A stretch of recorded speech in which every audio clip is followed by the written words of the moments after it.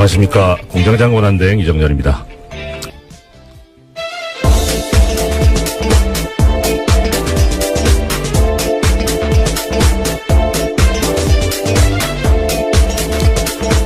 예, 시사인의 김은지입니다. 제가요, 요번에 알았습니다. 왜 김은지 기자님 나오시는 코너는 코너 이름이 없을까? 그럴 리가 없다. 그래서 확인해본 결과 ERNew네요. ERNew. 네, 이것만은 알아야 할 아침 뉴스의 약자인데요. 네. 굉장히 오랜만에 알려주셔서 저도 새삼스럽습니다. 전 진짜 없는 줄 알았어요. 근데 공장장님 왜 여기 소개를 안 하시는데요? 네, 가끔 대행이 오셨을 때 이름이 좀 빛을 발하긴 하는데요. 예. 네. 그래서 이제 가끔 색다른 피가 수혈되는 게 좋다. 예. 예. 자, 오늘 그러면 이제 일단 먼저 혹시 마지막에 어떻게 될지 모르니까 일단 이 일주일 동안 저를 너무너무 도와주신 김은지 기자님께 저는 또 개인적으로 감사드리고요. 그 다음에 김은지 기자님께서 또 우리 뉴스공장 애청자분들께 한 해 이제 마무리 인사 먼저 하시고 시작하는 걸로 합시다. 예, 제가 더 덕분에 많이 배워서요. 예. 그렇게 말씀해 주셔서 감사드리고요. 진짜 2017년 뉴스공장이랑 한 해 같이 했었는데 뜻깊은 뉴스들 전할 수 있어서 정말 좋았습니다. 특히 이재용 삼성전자 부회장의 영장 재청구됐을 때 발부된 거, 그 소식 전하면서 정말 저 뿌듯했었거든요. 예, 그 시간에 그 기억들을 다시 한번 되새겨보고 싶습니다. 근데 이상한 게요.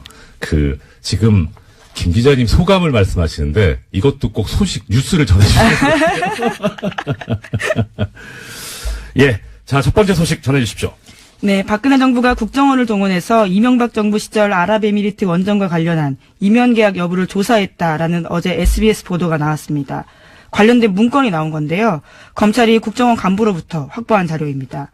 이명박 정부가 원전 수주의 조건으로 핵 폐기물과 폐연료봉을 국내에 반입하기로 했다라는 의혹이 조사 대상이었습니다. 또 아랍에미리트에 대한 핵 기술 이전을 미국이 반대해서 조기 착공이 곤란하다라는 내용도 있다라고 합니다. 이게 지금 주어를 다시 한번 들어주셔야 될 것이 청자분들께서 지금 현 정부가 아니고 박근혜 정부에서 조사를 했었다는 겁니다. 그러면은 두 가지 중에 하나겠죠. 정말 문제가 있었거나 아니면 이 조사를 함으로써 타개해야 될 문제가 있었거나.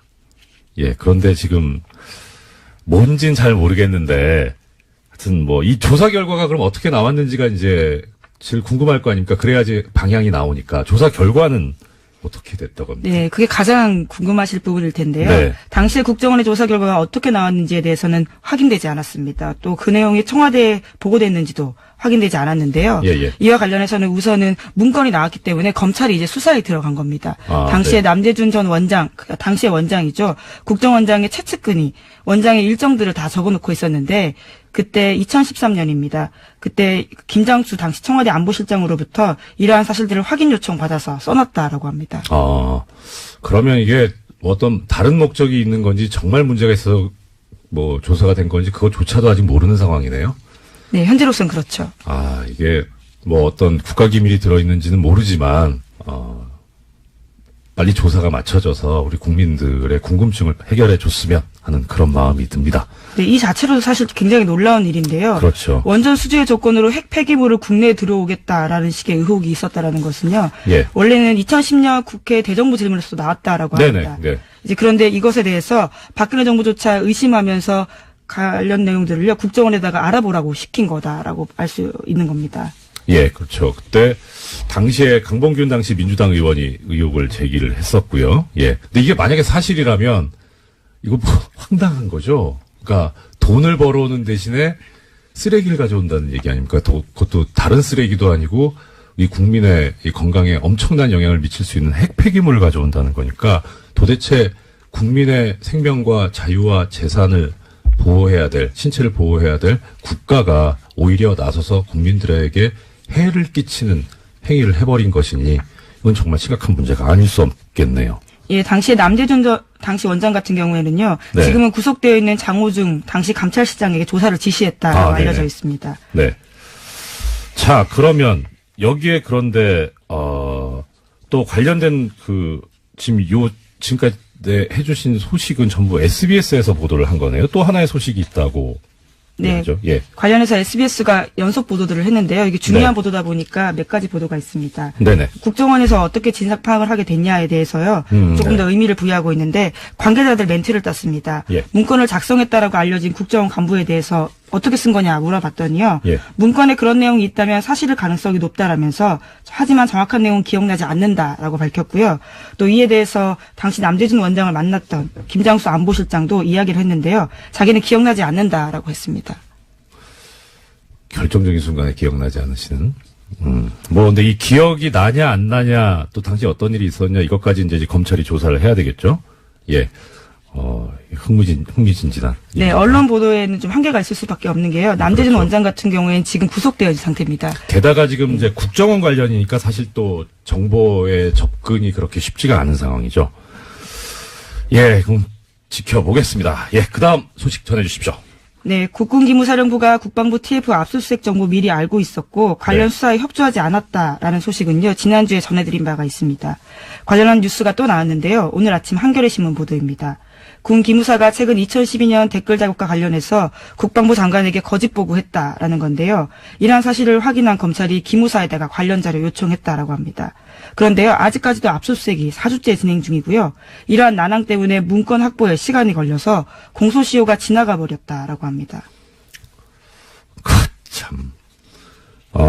지난번에 이제 공장장에서 진행을 하실 때 저도 들었는데, 이게, 사실 군이라는 데가, 원래 공무원 자체가 공무원 조직이 상명하복에 충실하고 위계질서가 엄격한 데인데, 더 심한 게 군대잖아요. 계급사회인데, 그야말로. 그런데 국군 기무사령부가 그 상급기관에 대해서, 이런 식으로, 뭐, 그때는 이제 소식을 수사에 협조하지 않고 증거를 인멸한다, 이런 얘기가 있었는데, 이제 더 나가서 거짓 보고까지 했다.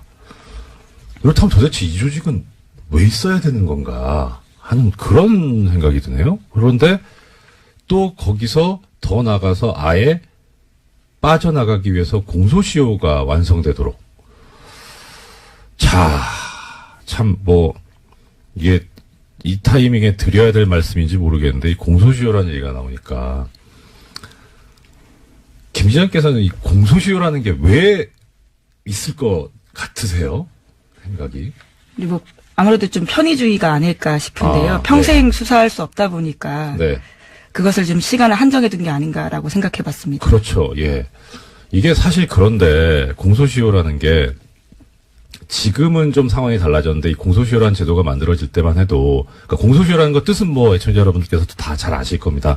시간을 정해두고 이때까지 검사가 범인을 재판에 넘겨야 하고 그게 넘어가면 처벌을 할 수 없다는 거죠. 실질적으로 그런 시한을 정해놓은 건데 그럼 왜 이런 시한을 정해놨느냐. 첫째는 일단 시간이 지나면 증거가 소멸한다. 그러니까 어차피 시간이 엄청나게 지나서 잡아도 범인을 찾아도 증거가 없어서 처벌을 못할 가능성이 높지 않느냐. 그다음 두 번째는 이렇게 오랫동안 범인 입장에서도 발각되지 않기 위해서 숨어 살아야 되니까 그 자체로 고통이다. 이것도 일종의 형벌이다.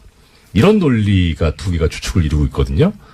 그 처음에 이제 공소시효 제도를 배웠을 때는 뭐 그럴 수도 있겠다 싶었는데 지금 생각해 보면 예를 들어서 지금 우리 증거 중에 제일 또 높게 치는 증거 중에 하나가 DNA잖아요. 이건 시간이 가도 안 변하잖아요. 증거가 소멸한다? 아닌데.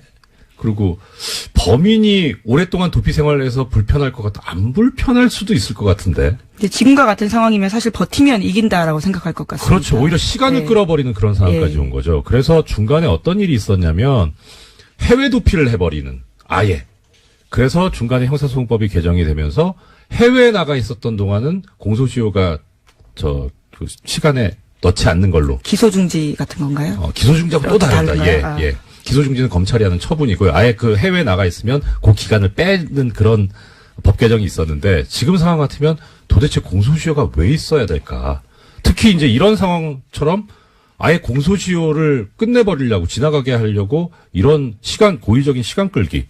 예. 압수수색 지금 4주째 진행 중이라는데 방해를 해가지고요. 네, 이미징을 아예 못하게 해서 일일이 키워드 검색을 여전히 하고 있다라고 합니다.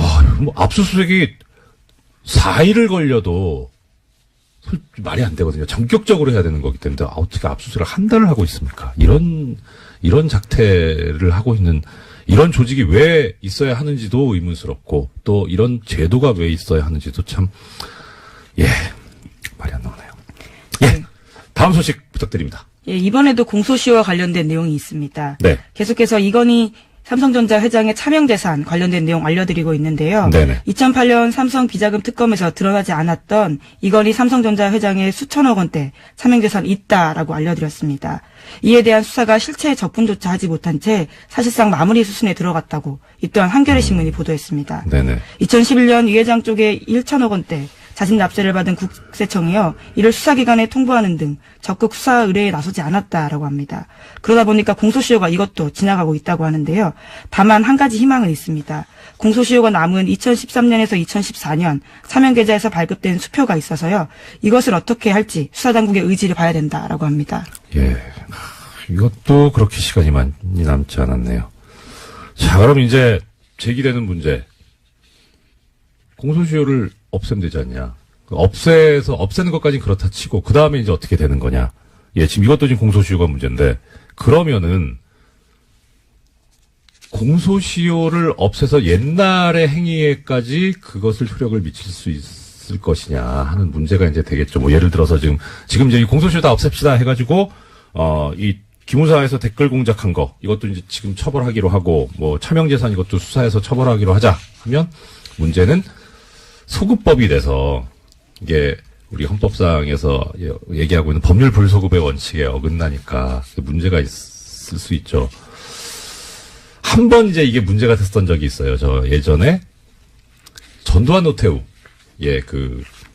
내란 사건에 관해서 특별법이 만들어지면서 그때 공소시효를 없애버렸죠. 그래서 당연히 그 전두환 노태우 이 피고인 쪽에서 이거 공소시효를 이렇게 적용하는 거는 법률 불소급의 원칙에 어긋난다, 위헌이다라고 하면서 주장을 했었는데 거기에 대해서 헌법재판소가 얘기하기를 예외가 있을 수 있다, 모든 법에.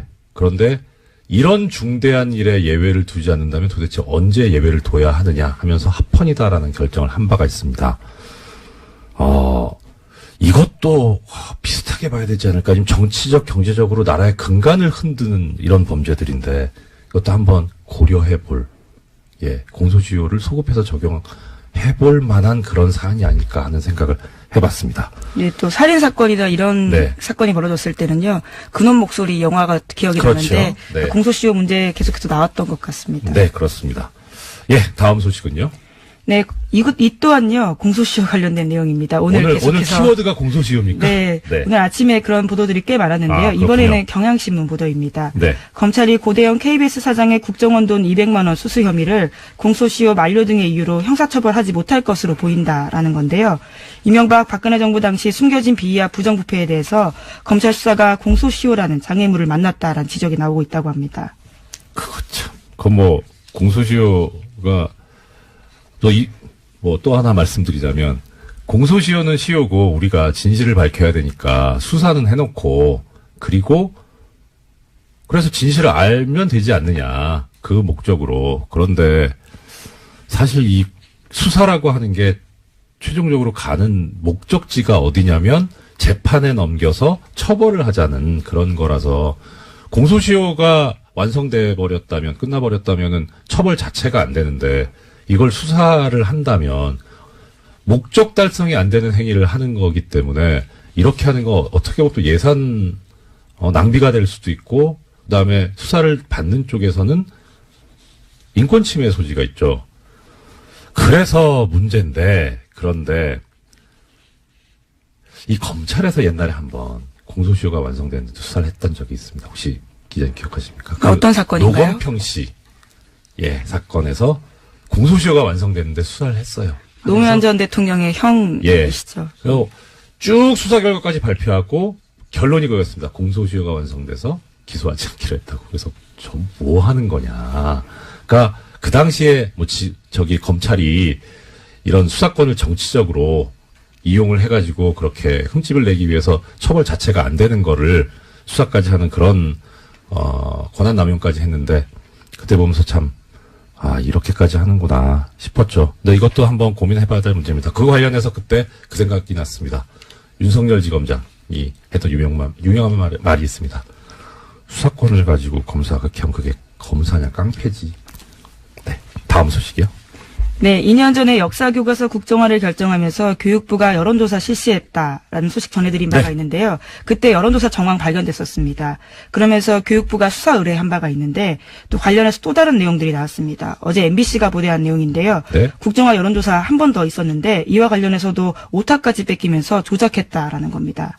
이게 우리가 많이 쓰는 뭐죠? 복붙. 컨트롤 C, 컨트롤 V. 일종의 댓글 부대가 여기서도 예. 운영됐다라고 볼 수 있는 거죠. 그렇죠. 이거는 다른 차원에서 문제인데, 그래도 우리가 생각하고 있는 이 국정교과서가 박근혜 전 대통령이 아버지인 박정희 전 대통령한테 헌정하겠다는 마음으로 만든 거잖아요. 효심에서 한 거면 좀 잘 좀 하지.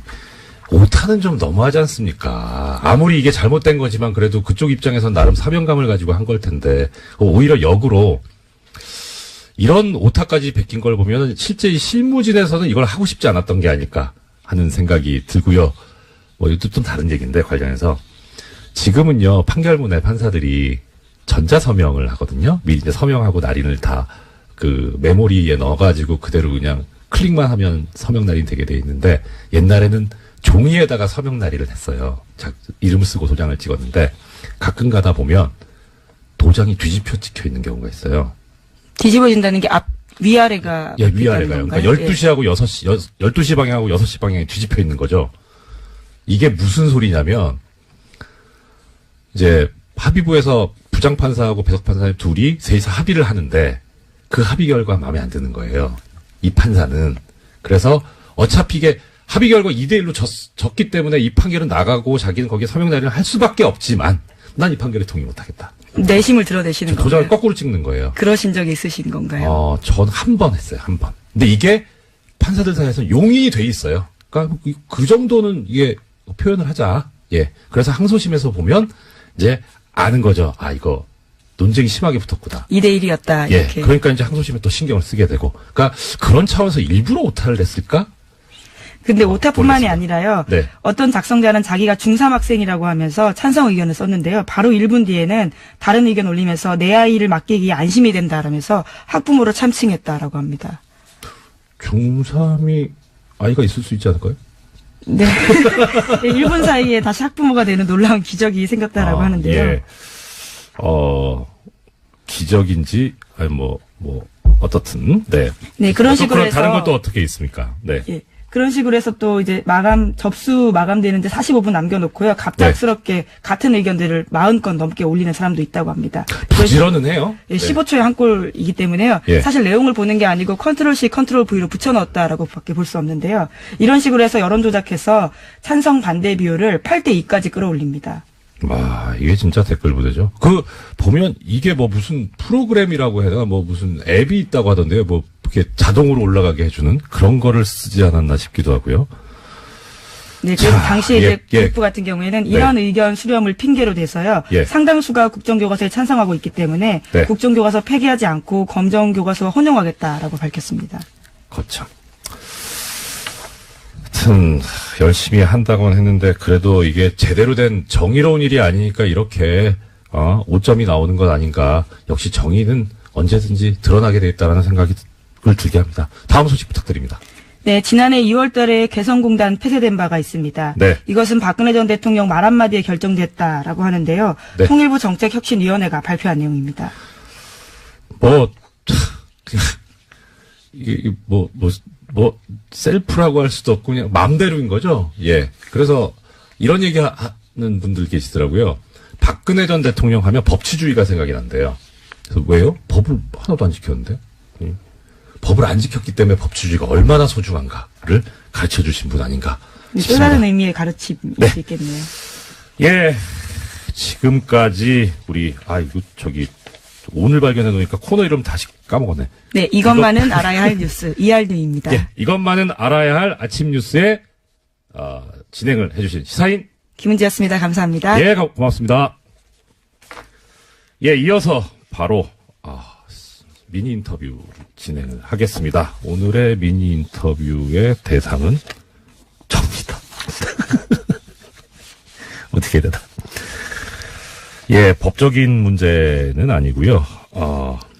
어제 좀 말씀을 드렸어야 되는데 시간이 모자라가지고 그래서 오늘 제가 또 오늘 마지막이기도 해서 그래서 그 언론인들의 재벌 돈으로 해외 연수를 다녀오는 것 여기에 대해서 어느 정도 좀 말씀은 드리고 맞춰야 되지 않을까 싶어서 인터뷰를 제가 스스로 자청을 했습니다. 지금 아직 김은지 기자님께서 코너는 끝나셨지만 퇴근을 못 하시고 감금돼 계시는 중이시거든요. 질문을 부탁드릴 수도 없고. 자, 일단 어제 잠깐 말씀을 드렸었는데 어떤 일이 있었냐면 미디어 오늘에서 이 삼성 언론 관련 언론 장학생 관련해서 기사를 냈습니다. 드디어. 이 미디어 오늘 잘 아시겠습니다만은 재벌 돈을 받지 않은 것으로 추정되는 언론사입니다. 여기 지금 해외 연수 다녀오신 기자님들 명단 소속되어 있는 분들 소속사를 보니까 미디어 오늘은 없어요. 예, 그래서 일단은 재벌 돈을 받지는 않은 것 같다. 예, 그런데 이제 이 기사를 보면 상당히 이제 자세하게 보도가 되어 있습니다. 자세하게 보도가 되어 있고 더더군다나 이제 좀 더 저희 방송에서는 미처 언급하지 못했던 해외 연수뿐만 아니라 어학 연수를 다녀오신 언론인 명단까지 다 실어주셨습니다. 고맙습니다. 네. 자, 이 기사를 잠깐 그럼 말씀을 드려볼게요. 이 기사에 의하면 이 삼성 언론 장학생 관련해서 나온 것이 시작이 뉴스공장, 우리 뉴스공장이라는 거고 그리고 제가 25일날 시작했다 이렇게 보도를 하고 계십니다. 죄송한데요. 이거는 팩트가 틀립니다. 예, 실제 팩트는 이 내용의 처음이 언제부터 시작됐느냐. 23일날 트위터에서 SICHMOON 이라는 닉네임을 쓰시는 분이 시작한 것으로 저는 알고 있습니다. 이거 어떻게 읽어야 되나? 시크문? 네. 하여튼 SICHMOON 님이 시작을 하셨는데요. 제가 이제 트위터를 보다가 이 문제를 알게 된 게 24일 저녁입니다. 24일 저녁이고, 그리고 25일날 이제 처음 방송이 시작돼서 제가 말씀을 드렸던 거고요. 그러니까 저는 사실 그냥 다른 분이 제기한 문제를 말씀드린 스피커일 뿐이고요. 문제의식을 가지신 분은 다른 분입니다. 근데 이분이 참 평범한 일반 국민이십니다. 그래서 이 보도를 보면서 들었던 생각이 겁니다. 재벌의 돈을 받지 않은 것으로 추정되는 이런 매체도 팩트는 틀릴 수 있습니다. 일부러 오보를 낸 건 아니겠지만 언제든지 팩트를 체크하는 것이 아주 중요합니다. 이런 말씀 들었습니다. 왜 도대체 방송에서 자꾸 이런 얘기를 하느냐. 언론인 그럼 연수시키지 말자는 거냐. 아니죠. 필요하죠. 언론인 연수는 필요합니다. 근데 문제는 그게 재벌 돈으로 이루어진다는 거죠. 그 다음 두 번째는 선발 과정에서 사주의 추천이 필요하다는 겁니다.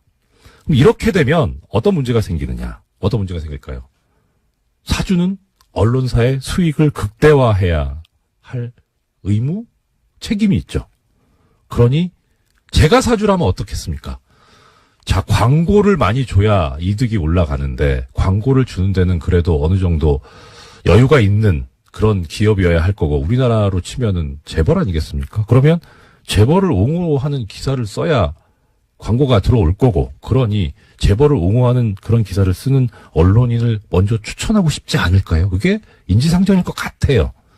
그러니까 역으로 해외 연수를 가고 싶으신 기자님들께서는 내가 저걸 가려면 재벌을 옹호하는 기사를 써줘야 되겠구나라는 생각이 들 수도 있고요. 이건 인지상정일 것 같습니다. 예를 하나 들어보겠습니다.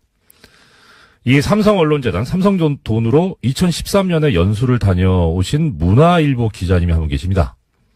이분이 연수 가기 전에 2009년에 기사를 하나 쓰신 게 있습니다. 제목이 이렇습니다. 삼성, 세계 최초 최고 기술 뽐내다. 뭐 내용을 보면요. 이 삼성전자의 기술 발전을 언급하고 있습니다. 삼성이 또 최고의 기술을 가진 부분도 있죠. 예. 근데 문제는요. 이 기사에 실린 사진이 삼성전자에서 제공받은 사진입니다. 취재가 아니었던 것 같아요. 제공받은 자료가 아니냐. 그다음 제목을 이런 식으로 자극적으로 최고의 기술 뽐내다. 지금 김은지 계시지만 기사 제목 이렇게 뽑습니까? 저는 이거는 좀 수필 같다는 느낌이 들어요. 아니, 말씀을 드려도 되는 건가요? 네, 그럼요. 예. 제목은 기자가 뽑진 않고요. 아마 예. 편집부에서 따로 아마 뽑을 겁니다. 아, 예. 김은지 기자님께서 이렇게 또 피해 가시는군요. 아, 그러나 네. 저 말씀 맞을 겁니다. 예. 예. 자, 그래서 이걸 어떻게 해결하는 게 좋겠느냐. 뭐 이렇게 재벌 돈으로 안 갔으면 좋겠습니다. 국가에서 운영하는 재단, 이 언론도 중요한 하나의 민주주의 축이니까 국가에서 운영하는 재단이나 또 언론인들께서 그냥 아예 주머니 털어서 하나 만들어가지고 하셨으면 좋겠습니다. 있죠. 그 언론진흥재단도 있고 기자협회에서도 보내시지 않습니까? 예, 있지 않습니까? 거기서 했으면 좋겠습니다. 이와 관련해서 2005년도에 보면 한국기자협회보에 실린 기사가 있는데요. 이 대담 토론에 관한 부분입니다. 거기에 지금 참석하신 분이 한겨레 대기업 전문기자, 경향신문 국제부 차장, 언론노조 신문개혁 특별위원장께서 참여하셔가지고 이 문제를 인식하고 얘기를 하십니다. 가장 큰 문제가 뭐냐? 예. 지금 이렇게 갔다 오면 결국은 유혹이 생기지 않겠느냐. 이 재벌이나 기업 쪽에 친화적으로 하는 쪽으로. 그러니까 문제다. 자본 색채가 드러나지 않는 공익적인 지원이 필요하다라는 해법까지 제시하시고 계십니다. 이게 2005년입니다. 15년 가까이 됐죠. 자, 그러면 이런 반론이 있을 수 있습니다. 갔다 와가지고 내 집 가기 전에 재벌 옹호하는 거 안 쓰면 될 거 아니냐. 네. 여기에 대해서 훌륭한 답을 주신 분이 계십니다. 지난번에 제가 한번 소개를 시켜드렸던 것 같은데요. 경향신문에서 굿바이 노무현이라는 칼럼을 쓰셨던 분이 그 글의 제목에 이렇게 돼 있습니다. 돈 받은 본질은 달라지지 않는다. 예, 어떻게 하든 재벌로부터 돈 받은 본질은 달라지지 않습니다. 자, 인터뷰가 뭐 혼자 지금 주절주절 떠들고 있네요. 예, 마무리해야 되겠네요. 재미없을 것 같습니다. 자, 바람직한 언론의 모습, 이와 관련해서 말씀드리겠습니다. 헌법에 표현의 자유가 처음 기록되던 시절이 있죠. 그때는 자본주의가 고도화되지도 않았고 언론은 기업화되지도 않았습니다. 오로지 세습된 정치 권력, 왕권이죠. 이것의 보복만을 두려워하던 시기가 있었습니다. 언론 자유만 보장되면 다 될 줄 알았던 그런 시기죠.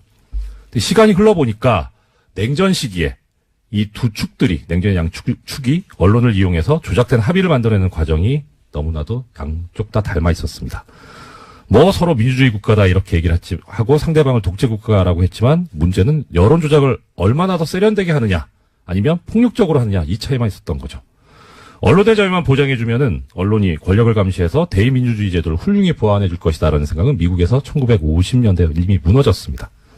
이것은 언론 사주와 기자가 언론의 자유라는 것을 언론 기업이 무엇이든지 할 자유로 남용하기 시작하면서 벌어진 일입니다. 2010년대를 사는 대한민국도 비슷하죠. 그래서 민주주의 광장에서 토론할 자유, 정확하고 다양한 정보를 접할 기회가 사라져버렸습니다. 언론이 누리는 권력을 소수가 독차지하는 현상이 벌어진 거죠.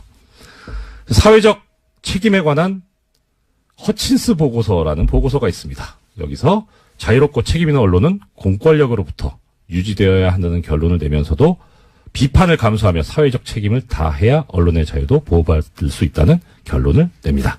그래서 이 결론은 이렇습니다. 언론의 사명은 매일 일어나는 사건들에 대해 정확하고 진실되며 종합적인 보도를 해야 하는 데 있다.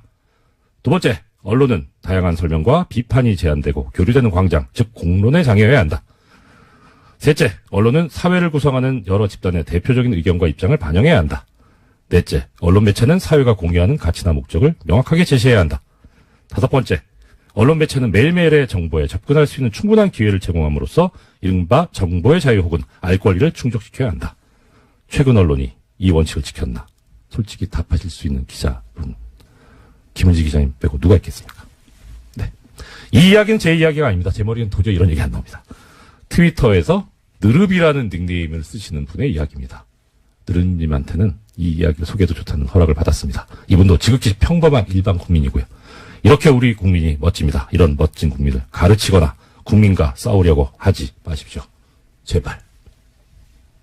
바른정당과의 통합 찬반을 묻는 국민의당 전 당원 투표가 진행되고 있습니다. 알고 계시죠? 통합 찬성파 반대파 간의 공방도 계속되고 있는데요. 어제 정치 9단주 국민의당 박지원 전 대표 모시고 반대파 입장에서 들어본 데 이어서 오늘은 찬성파 입장을 들어보겠습니다. 국민의당 장진영 최고위원께서 스튜디오에 직접 나와주셨습니다. 어서 오십시오. 안녕하십니까, 장진영입니다. 반갑습니다. 일단 시작 전에요. 네. 저기 소개도 안 드렸는데 바로 웃음소리를 내시면 어떻게 합니까? 왜 웃으셨습니까? 웃기잖아요. 구단주. 예. 박지원 대표께서 정치 구단이라는 거 거의 뭐 공지의 사실 아닙니까? 네, 아이, 그럼요. 인정합니다. 진짜로 우리 지금 현역 정치인주에 따라갈 분이 없죠. 네네. 예. 현역 정치인 중에 네. 따라갈 분. 문재인 대통령?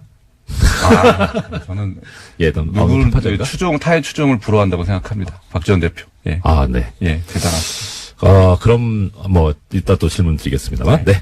자, 일단은 어제까지 지금 이제 이틀째 전 당원 투표가 진행이 됐습니다. 어제 이제 박지원 전 대표께서 나오셨을 때는 네. 첫날 투표율이 높았다. 네. 두 번째는 지금 열성 당원들이 빨리 열성 지지자들이 먼저 투표를 했을 거기 때문에 높았지만 이튿날 때부터 확 떨어질 것이다라는 그런 예언을 하고 가셨는데 실제 보니까 첫날 14% 그래서 예상보다 좀 높다 싶었는데 이제 어제까지 누적 투표율이죠 17%. 네.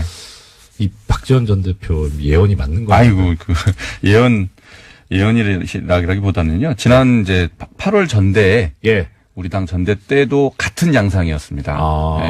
첫날에 역사 대기 수요가 폭발을 해가지고 확 몰리고 네네. 두 번째 날은 3분의 1 이하로 떨어지는 그런 현상이 그때도 있었는데요. 네네. 그런데 이제 어제 저녁 7시기에 마감이 됐는데 그때까지 17.63%입니다. 그런데 8월 전대 때 같은 시간에 투표율이 그보다 1%가 높았습니다. 어저께. 네네. 그러니까 전당대회는 후보들이 나와가지고 뭐 굉장히 이벤트도 많이 하고 TV 토론도 하고 굉장히 떠들썩하게 진행이 되지 않습니까? 오랫동안. 그런데도 그것보다도 더 높았다는 거예요, 이번에. 거기에 의미가 있다라고 봐야 될 것 같습니다. 그렇습니까? 그러면. 그렇습니다. 국민의당은 저기 인물이 나와서 말씀하시는 것보다 어떤 사안에 더 집중하신다, 이렇게 당원들께서 그렇다. 그렇게 일반화시키긴 어려울 것 같고요. 그러니까 당원들이 그만큼 지금 상황에 대해서 굉장히 아주 엄중하게 바라보고 있다. 이렇게 봐야 될 것 같습니다. 사실 엄중하죠. 이게 통합이냐 아니냐는 당의 존재 그렇습니다. 기로를 결정하는 건데. 앞에 나아갈 방향을 결정하는 것이기 때문에. 근데 이제 그 전에 왜 그러면 당원들이 이렇게 이 투표 이 양상으로만 보면 뭐 분기탱천을 했다 이렇게 볼 수도 있는데 왜 그랬느냐. 그 앞에 상황을 보면 이제 우리 당의 의원들께서 이 통합은 의원들의 반수 이상이 반대하기 때문에 하면 안 된다. 이렇게 이제 계속 말씀을 하셨어요. 또 이제 그 근거로는 호남의 민심이 이걸 반대한다. 우리 당은 지역적 기반이 호남이기 때문에 호남 민심이 반대하는 것은 하면 안 된다. 이제 이런 논리를 펴셨거든요. 근데 이제 여기에 대해서 당원들이 다른 생각을 갖고 있는 겁니다. 첫 번째는 우리 다른 경로로 확인해 보면 호남 민심이 통합에 대해서 그렇게 의원들이 얘기하시는 것하고는 다르더라. 그렇게 반대하는 것만은 아니다. 두 번째, 당의 의사결정은 당원들이 하게 돼 있는데 의원들의 반수가 반대한다고 해서 하면 안 된다라는 것은 우리 당원의 당원 주권주의를 선언한 것에 반하는 것이다. 이런 당원들이 그렇게 이제 반발을 하고 있었습니다. 그것이 이제 전당원 투표가 시작되니까 이런 양태로 나타났다. 이렇게 보고 있습니다. 그러면 일단 저기 요거 한번 가보고 말씀드릴게요. 어제 이제 박지원 전 대표께서 나오셔가지고 말씀을 하셨고 들려주셨던 건데 아까 이제 TV 토론 말씀하셨습니다만 지난 전당대회 당시에 안철수 대표께서 이제 그 얘기하셨던 거를 어제 직접 예. 부탁드리지도 않았는데 예. 예, 본인의 휴대전화를 꺼내서 들려주셨거든요. 한번 예. 어제 들어보셨습니까? 다시 한번 들어보고 가겠습니다. 예. 요새 뭐 많이 돌아다닙니다, 그게. 안 돼요? 아, 정말 공장장님 안 계시니까 이런 식으로 대응을 대하나? 그러네요. 네. 어제 문제가 있네요. 내용은 이렇습니다. 정동영 의원 쪽에서 바른정당과 합당을 추진하느냐고 물으니까 하지 않겠다. 예. 그리고 천정배 의원 쪽에서 바른정당과 통합이나 선거연대 하느냐 하니까 생각하지 않는다. 라고 이제 이게 좀 말씀이 달라진 게 아니냐. 이게 이제 네. 최근에 예. 뭐 이런 동영상도 만들어서 반대 쪽에서 네. 이제 유포를 하고 그러고 있는데요. 네네. 이게 첫 번째 끝장 토론 때 네네. 정동영 의원님께서 예. 의원총회에서 말씀하신 내용이에요. 예. 그 안 대표가 앞에 있는데 이제 이 내용을 가지고 공격을 하셨어요. 예. 근데 그리고 그때 안 대표의 답변이 있었습니다. 네. 근데 이제 그때 뭐라 그랬냐면 8월 전대 당시의 바른정당과 네. 지금의 바른정당이 같으냐. 예. 그때 바른정당은 20명짜리 정당이었는데 예. 그때 구성원들하고 지금 구성원이 다르죠. 9명이 자유한국당으로 돌아갔지 않습니까? 네. 그중에 이제 김무 대의원이 계시죠, 그죠? 그분을 비롯한 9분이 돌아간 바른정당하고 계신 바른정당하고 말씀이 죄송한데요. 네. 복귀했다가 좋은 용을 돌아갔다 하면 왠지 이렇게 좀 복귀가 돌아갔다는 말 아닌가요? 이거 네. 저렇게 그렇죠. 사망의 네, 그러네요. 높임말 같아서 네. 자유한국당으로 다시 들어가셨는데 돌아가게 하시고 싶은데 그런 거 아니죠. 바른정당이 그래서 다르다는 거예요. 네. 같은 당이 아니다. 근데 이제 그거는 저도 전적으로 동감하는데 네. 만약에 지금 20명짜리 바른정당이었으면 제가 앞장서서 저는 반대했을 것 같아요. 저라도. 그러니까 그때 바른정당은 별로 바르게 보이지 않는 정당으로 저는 봤거든요. 예. 근데 지금은 되게 순도가 높아졌다 그런 표현을 그때 하셨는데 저도 동의하는 부분입니다. 네. 그래서 8월 전당대회 때의 그 상황과 지금이 다른데 네. 같은 잣대를 들이대는 것은 저는 합리적이지 않다. 사정 변경이 생겼다 우리 쪽 용어로. 그렇습니다. 네.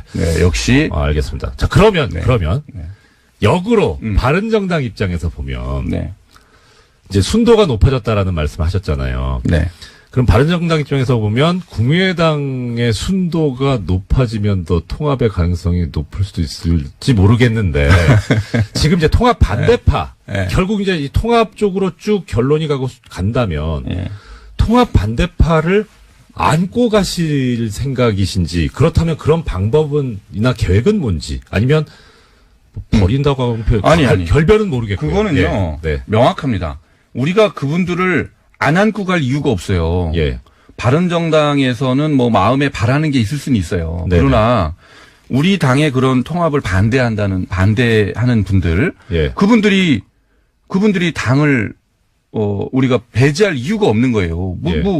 그분들이 박근혜 대통령 같이 나쁜 짓을 했어요. 의견이 좀 다른 거죠.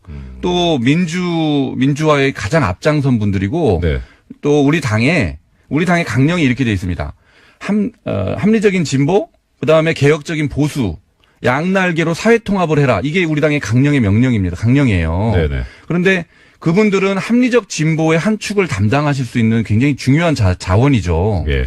그분들을 반드시 안고 가야 되는 것이고요. 예. 거꾸로 저는 그런 좋은 자원들이 우리 당에 있기 때문에 개혁적 보수라고 하는 유승민 대표를 비롯한 바른정당이 들어오더라도 네. 균형추가 무너지지 않는다. 그분들이 계셔야 됩니다. 그래서 오히려. 예. 그리고 그분들의 오랜 경험과 식견 이런 것들이 있으면 사람들이 많이 의심을 하잖아요. 유승민 대표가 결국은 자유한국당이랑 2단계 통합을 할 것이다. 이렇게 의심을 하잖아요. 네.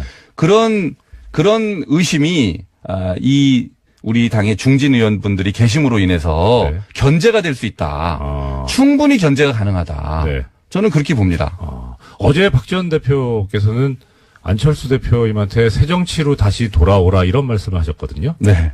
그 말씀에 대해서 어떻게 해요? 저는 제가 보기에는 이게 새 정치인 것 같은데 이 방향이. 새 정치의 가장 핵심은 네. 다당제의 정착이잖아요. 다단계라고 그러려고 그랬네. 다당제의 정착인데 지금 불리한 짓으로 거부하실 수 있습니다. 그런데 지금 이 상황은 예. 그대로 가면 다당제가 지금 굉장히 불안정한 다당제지 않습니까? 네. 바른정당이 만약에 자유한국당으로 쏠려 들어가 버리면 예. 일당이 되죠, 자유한국당이. 일당이 되겠죠? 예. 그러면 민주당이 다시 일당의 지위를 회복하기 위해서 우리 당을 굉장히 이렇게 흔들 가능성이 이제 높은 거죠. 우리가 경험칙으로만 보면. 그건 아니에요. 아니에요? 네. 저는 그렇게 봅니다. 그래서 왜 이렇게 부인하시는 뭐 민주당 입장이세요? 아니요.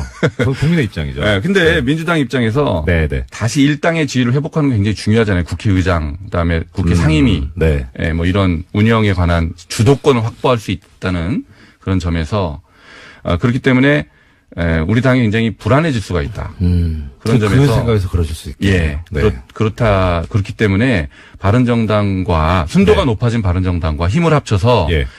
이 다당제의 기반을 굳건히 하는 것. 예. 저는 이게 새 정치의 요체라고 봅니다. 그러면은요, 이런 반론이 있을 수 있을 것 같아요. 지금, 예. 의원이 말씀대로 했을 때, 네. 그러니까 새정치의 요체는 다당제인데, 네. 그런데 안철수 대표님 말씀은 뭐냐면, 바른정당과 합당을 해서 우리가 제1야당으로 올라갈 수 있다. 지지율이 올라가서. 네. 예. 그런데 그 와중에 지금 엊그제 나온 바른정당 쪽의 통합 찬성파인 하태경 의원은 뭐라고 하셨냐면 네. 본인의 목표는 자유한국당 소멸이고 홍준표 대표가 물러나게 하는 거다. 네. 정치에서 이제 네. 손을 못되게 그렇죠. 손을 못하게 하는 거다라고 네. 하셨거든요. 네네. 그러면 자유한국당이 소멸돼 버리면 이 다당제라고 하는 네. 애초에 처음에 새 정치의 그림은 엉망이지 않나? 예. 뭐 예. 그런 또 비판이 논리적으로 가능할 수 있어요. 예. 근데 우리가 생각하는 바람직한 다당제는 네. 자유한국당이 없어도 가능하다고 봅니다. 다른 정당이 출연해야 되죠. 네. 더 바람직한 정당. 예. 예. 뭐 지금 녹색당이나 예. 예. 예? 이런 건전한 정당들이 예. 출연할 수 있는 원내에 진입할 수 있는 기반을 만드는 게 다당제 요체지. 예. 자유한국당이 계속 있게 하는 게 저는 중요하다고 생각하지 않습니다. 그 당은 없어져야 되는 당이에요. 예. 우리가 극복해야 되는 당입니다. 그러면은 지금 이 말씀을 뭐 녹색당이든 정의당이든 이쪽 네. 소수당이 더 네.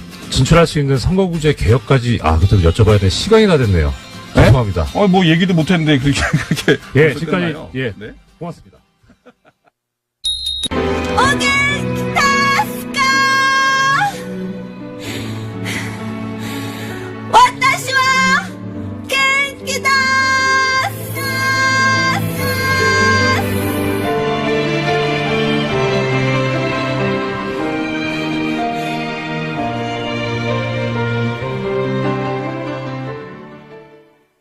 김어준의 뉴스 공장. 예, 3부 시작하겠습니다. 시작하기 전에 2부에서 국민의당의 장지영 최고위원 모시고 말씀 들었는데 제가 시작하기 전에 방송 들어가기 전에 오늘 하시고 싶은 말씀 다 하시라고 말씀드렸었는데 제 시간별 분에 실패해서 너무 아마추어라 그래서 예, 하실 말씀 다 못하셨다고 네. 긴급 네. 민원을 제기하셔서 제가 버텼습니다. 예, 바로 약간 시간을 편성을 했습니다. 우리 뉴스 공장이 이렇게 민주적입니다. 공장장님이 어떻게 하시는지 저는 잘 모르겠고요. 공장장도 그랬습니다. 예. 네. 제가 궁금한 거는 거의 다 여쭤본 것 같고요. 오히려 이제는 의원님께서 오늘 내가 이 자리에 나오면 꼭 이야기는 해야 되겠다라고 생각하셨던 네. 부분, 그 말씀을 좀 말씀 주시면 좋겠습니다. 예. 발음을 정확하게 해주십시오. 의원이 아니고요. 위원입니다. 위원. 네. 제가 저기 말이 시가 되라고 그렇게 해드리는 건데. 감사합니다. 실망입니다. 그만 좀 괴롭히십시오. 다른 의원들께서 항의를 하실 수 있어서. 예, 관심 없습니다, 저는. 네. 예. 네. 그래서 질문이 뭐죠? 하시고 싶은 말, 내가 오늘 여기 나오면 이 얘기 꼭 해야 되겠다. 네. 전 질문하면 이제 답을 충실히 하려고 나왔고요. 네. 예, 일단은 지금 저희가 지금 이 전당원 투표를 사실은 제가 제안을 한 거예요.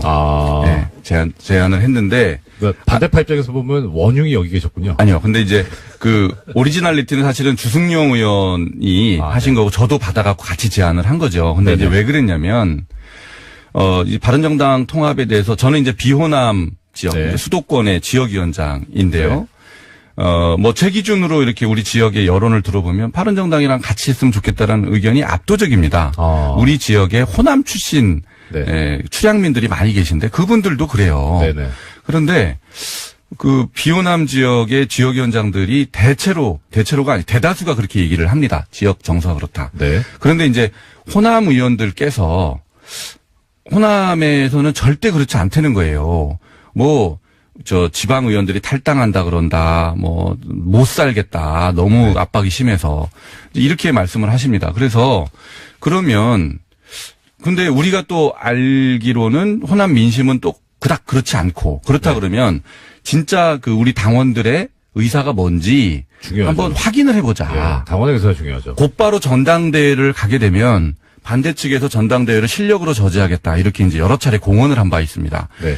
그러면 우리가 몇십 년 전에 보던 그 전당대회에서의 그런, 몸싸움, 이런 것들, 지금 21세기에 그런 네. 것들이 다시 재현되면 안 되지 않습니까? 예. 그래서, 당연하죠. 그러면 당원들의 의사가 뭔지 확인을 해 봅시다. 네. 그리고 그 결과에 따라서 만약에 우리 지도부가 잘못 판단한 거였으면 지도부는 옷을 벗겠다.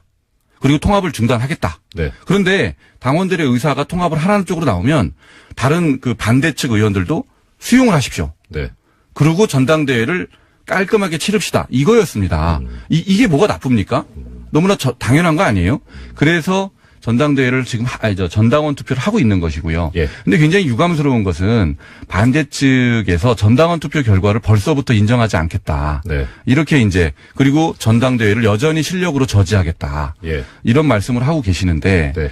이거는 당원 주권주의에 대단히 위배되는 당원을 무시하는 그런 입장이다. 그런 입장을 거두시고 이 전당원 투표 결과가 나오면 저희는 그 결과를 가지고 호남의 의원들을 설득을 끝까지 하게 될 겁니다. 안 대표께도 제가 그렇게 해야 된다라고 계속 말씀드리고 있고요. 네. 안 대표도 그렇게 하신다 말씀하시고 있고 예. 손학규 대표가 아마 그 과정에서 역할을 상당히 해 주실 걸로 기대를 하고 있고요. 네. 예, 그렇게 해서 우리가 당원의 의사에 따라서 전당대회를 아주 파티처럼 축제처럼 잘 끝냈으면 좋겠다. 이런 바람이 있습니다. 예. 하시고 싶은 말씀 다 하시라고 말씀드렸는데 제가 하나 질문만 드릴게요. 지금 계속 문자로 이 질문이 올라오고 있어가지고요. 예. 장 의원님께서 유여의 자유한국당 최고위원하고 친하시다고. 예. 영입 의사가 있으신지. 바른 질문이 계속 올라오는데. 우리 국민의당이에요? 예. 유효 의원은 저하고 방송을 네.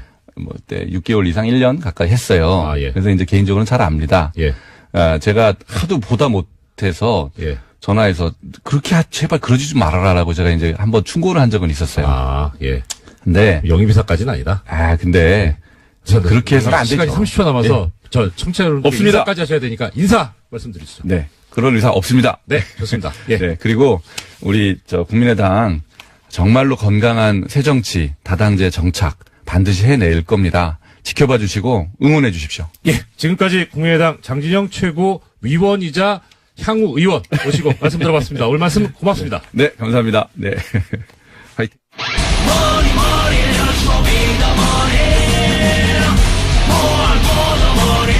예. 다스 실소유주 관련 검찰 투트랙 수사 중 증거 차고 넘친다. 좋은 소식입니다. 쇼미더머니의 안원구 전 대구지방국세청장님 나오셨습니다. 예, 안녕하십니까.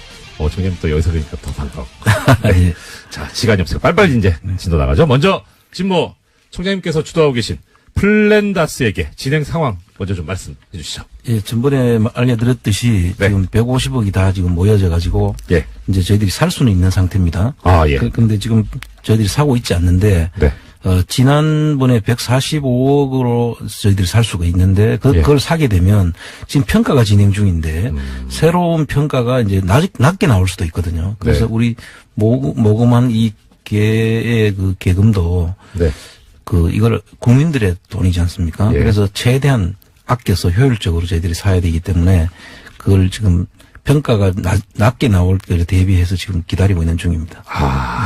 이 정의로운 일을 하시면서도 거기서 또 이제 국민들의 돈을 위임받아 사용하는 거기 때문에 국민들의 그렇습니다. 생각까지 예. 생각을 하고 계시고.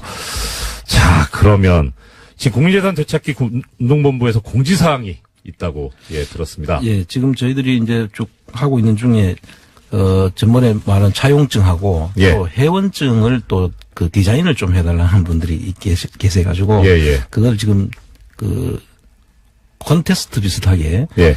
이걸 모아가지고 여러분들한테 알려드리고 예. 그 중에서 선택을 할 수 있도록 지금 그렇게 지금 진행 중이고 있습니다. 예. 아, 지금 그것도 중요하죠. 예. 그러면은 기한은 언제까지 지금 있습니까? 저희들이 그 콘테스트를 하는 기한은 네. 1월 21일까지 일단 예. 저희들이 응모를 받고요. 예. 그 나온 결과를 가지고 저희들이 콘테스트를 예. 하고 있습니다. 그럼 이거는 이제 소위 말하는 자봉이시고요. 예. 지금 이 자봉은 또 사업 지원팀하고 예. 총무팀의 그 각 한 명 정도를 예. 저희들이 그 채용을 하려고 합니다. 아예 직원, 정식 직원으로요. 지금 전부 자원봉사로만 가면 예. 안정이 안 되니까 그것도 지금 준비 중인데 좀 홈페이지를 참고하시면은 네네. 그 들어와서 볼 수가 있겠습니다. 예. 우리 플랜다스에게 대해서 지속적으로 관심 가져주시고 참여해주신 또 그뿐만 아니라 또 참여 예정이신 애청자 여러분들께서는 이 홈페이지에 공지사항 게시글을 확인을 꼭 해주셨으면 하는 그런 마음입니다. 자, 오늘의 이제 본론으로 들어보겠습니다. 자, 지금 다스 실소유주에 대한 국민적 관심이 점점 더 고조되고 있고 또 답을 다 알고 계시는 분들 많은데 일단은 차근차근 이제 총장님 설명을 들어야 될 것 같습니다. 통상적으로 주식회사의 실소유주가 누구냐? 이거 어떻게 규명을 합니까? 또 실소유주라고 하면은 실질적으로 이제 경영권을 행사할 수 있는 분이지 않습니까? 네네. 그래서 인사라든지 재무회계, 뭐 자금을 누가 어떻게 실질적으로 관리하느냐의 부분하고, 그 다음에 주식을 가지고 있는 그 주주로서 배당이라든지 그 주주권을 행사할 수 있는 그런 분들인데, 그게 실질적으로 누구냐? 명의상의 그렇죠. 주주가 아니라 장부상 말고 그렇습니다. 실권 가진 사람은 누구냐? 그렇죠. 그렇게 봐야 되죠. 자, 그러면 뭐 단도직입적으로 이 지금 말씀하시니까 지금 인사권, 그다음 돈줄, 그다음에 실제 나중에 거기서 배당금 받아가는 사람, 최종 이익 귀속자 가져가는 사람, 이 관련해서 인사와 재무회계는 이명박 전 대통령 아들인 이시영 씨가 실질적으로 맡고 있는 거 아닙니까? 그렇습니다. 그렇죠. 예. 그 내용은 어떻습니까? 지금 이상은 씨의 아들 이동영 씨가 다스에 들어갈 과정부터 MB의 허락을 받고 들어갔다는 말이 있지 않습니까? 2008년도에 다스 비자금 사건을 해결하고 MB의 허락을 얻어서 입사하게 됐다. 그런 이야기가 있고 또 다스 주식이 하나도 없는 이명박 씨 아들이 지금 거기에 CFO로서 자금과 회계를 총괄하는 CFO로서 지금 역할을 하고 있고 해외에 있는 그 법인들의 법정 대표가 돼 있거든요. 그런 걸로 그렇죠. 보면 사실상 인사와 재무 회계를 하나도 없는 분의 의사에 따라서 모든 것이 움직이고 있다는 그런 정황들이 있는 거죠. 그렇죠. 보통 그러니까 원래는 요새 나오는 말이 소유와 경영의 분리라 그래서 전문 경영인이 와서 그러니까 이제 주식은 없어도 전문가니까 경영에. 전문 경영이면 또 모르겠는데. 그렇습니다. 그러니까 이 의심을 아주 강하게 사고 있는 거죠. 자, 그런데 지금 이제 검찰은 지금 이제 수사를 하고 있습니다. 수사를 시작했는데 검찰은 검찰이고 거기는 이제 처벌을 목적으로 하는 데고 또 그다음에 그 외에 여러 가지 이제 뭐 경제적인 부분도 있을 수 있고요. 그다음 이런 정말 회사 내부를 들여다보고 자금 흐름을 움직이는 걸 보고 하면은 이와 관련해서는 공정거래위원회하고 금융감독원 여기서도 나서줘야 되지 않나요? 그렇습니다. 공정거래위원회라든지 금융감독원과 국세청 이 세 개의 기관이 지금 역할이 지금 필요한 때라고 저도 보고 있고요. 지금 현재 검찰이 지금 수사를 하고 있는 부분은 120억의 그 비자금 부분이지 않습니까? 그거 하고 그다음에 140억 원이 스위스 은행에서 넘어오는 과정에서 직권 남용을 통해 가지고 그 다스로 들어가게 됐다라는 부분을 지금 집중 조사를 하고 있는데요. 그 부분에 있어서도 이제 국세청의 그 세무조사가 필요하고. 그렇죠. 그리고 또 그 중간에 하나는 그 김재정 씨가 죽으면서 상속세를 내는 과정이 있습니다. 당연히 내야죠. 그런데 그 상속세를 신고는 했는데. 그 지금 상속세 서류를 저희들이 살펴보니까 그 상속세 신고 과정에서 상당히 석연찮은 부분들이 많이 나타나고 있습니다. 어떤 부분입니까? 신고한 그 재산이 평가라든지 이런 네. 부분에 있어서 의도적인 평가가 돼 있는 그런 그 문건들이 청와대와 다스 간에 서로 주고받은 문건 속에서 그런 게 나타나 있거든요. 아니 이 상속세는 그러니까 기본적으로 재산을 가진 분이 사망을 하면 그것이 상속인에게 뭐 보통 이제 자녀죠. 그죠? 그렇죠. 예. 그렇게 그 소유권이 넘어가고 그분들이 납부를 해야 되는데 청와대가 그렇습니다. 그래서 상속인입니까? 그 문건을 보면 청와대와 다스 간에 주고받은 문건인데 네. 전번에도 유수공장에서 한번 이야기가 있었지만 네. 그 문건은 원래 상속세는 유족들 그러니까 그렇죠. 그 가족, 배우자와 자녀들이 이제 주가돼서 신고를 어떻게 할 것이냐를 결정하게 되는데 네. 그분들의 의사는 전혀 배제된 것 같은 그런 청와대와 다스 간에 이렇게 하면은 어떻게 했느냐 하는 이야기들이 적힌 문건인데 그 부분에 대해서 국세청이 그대로 신고를 받아준 것 같아요. 아, 네. 그러면 이제 사실은 상속세는 신고를 하고 나면은 정부 조사 결정 방식의 세목이기 때문에 정부가 조사를 해서 결정을 해줘야 되는데 여기에 대해서 하는 과정에서 상당히 조금 석연찮은 구석이 있어 보이고요. 지금 말씀 죄송한데 저 총장님께서 말씀하신 조사 결정 방식이라는 게 이제 뭐냐면 우리가 세금을 내려면 그 전제로 결정돼야 되는 게 그럼 세금 액수가 얼마인지가 나오지 않습니까? 네. 나와야 되지 않습니까? 그럼 세금 액수가 얼마인지 결정을 이제 싹 특정을 해야 되는데 그 과정에서 그럼 액수를 어떻게 결정할 것이냐. 그러니까 이제 보통 자기들이 자진 신고를 하지 않습니까? 그렇죠. 신고를 하면은 부가세 같은 경우는 거기서 그냥 끝나지만 정부 조사 결정 방식으로 한 소득세나 법인세나 상속증여세 같은 경우에는 정부가 그게 신고된 내용을 맞다라고 일단 조사를 해서 확정을 지어줘야지 그게 일단 신고가 끝나는. 부가가치세 같은 경우에는 납세해야 되는 세금을 내야 되는 쪽에서 이렇게 액수가 이 정도 됩니다라고 하면은 거의 받아들여지는데 그렇습니다. 이제 지금 특히 지금 문제된 상속세 같은 경우에는 허위 신고를 할 가능성이 너무나 농후하기 때문에 직접 과세관청에서 그러니까 국세청에서 나서가지고 조사해서 부과하는 방식이다. 그렇습니다. 그렇습니다. 그렇게 돼야 되는 과정이 있었고 그다음에 이 상속세를 납부를 하는 과정에서도 지금 여기 이 케이스는 원래 현금이 제일 그 상속세로 납부하는 게 원칙이죠. 그렇죠. 어느 세금이나 거의 그렇죠. 그리고 다른 현금이 없을 경우에는 그 현금화할 수 있는 현금화가 가장 유리한 그 물건들을 납부를 해줘야 되는데 수표 예금이라든지 CD, 유가증권 중에서도 이제 상장된 유가증권이라든지 그다음에 회원권이라든지 뭐 이런 것들이 있으면 먼저 해야 되고 그렇죠. 그다음에 부동산을 이제 있는데 부동산도 환가가 가능한 그러니까 팔 수 있는 국세청에서 현금화할 수 있는 그런 부동산을 해줘야 되거든요. 그렇죠. 부동산도 팔 때 비용이 들 수 있기 때문에 내지 가치가 떨어질 수 있기 때문에 그 비용도 세금으로 원래 들어와야 될 것이 깎여 나가는 거니까 일단은 손쉽게 돈으로 바꿀 수 있는 가능성이 있는 것이어야 되는 거죠. 그렇습니다. 그래서 그 현금화 할 수 있는 것부터 해야 되는데 이 케이스는 보면 그 부동산도 그 67만 평이나 되는 땅을 김재정 씨가 소유하고 있었지 않습니까?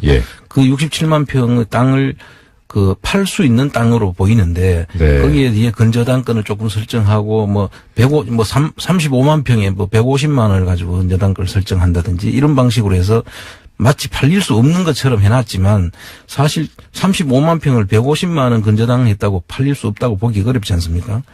저 같으면 금방 살 것 같아요. 그렇죠. 돈만 있으면. 그래서 국세청에서 그런 부분들을 사실 검토를 다 했었어야 되고. 당연하죠. 그래서 그런 부분들이 다 묻혀가고 나중에 비상장 주식인 다스를 비상장 주식은 평가 문제도 지금 그 확실한 확립된 그런 평가 방법이 없지 않습니까?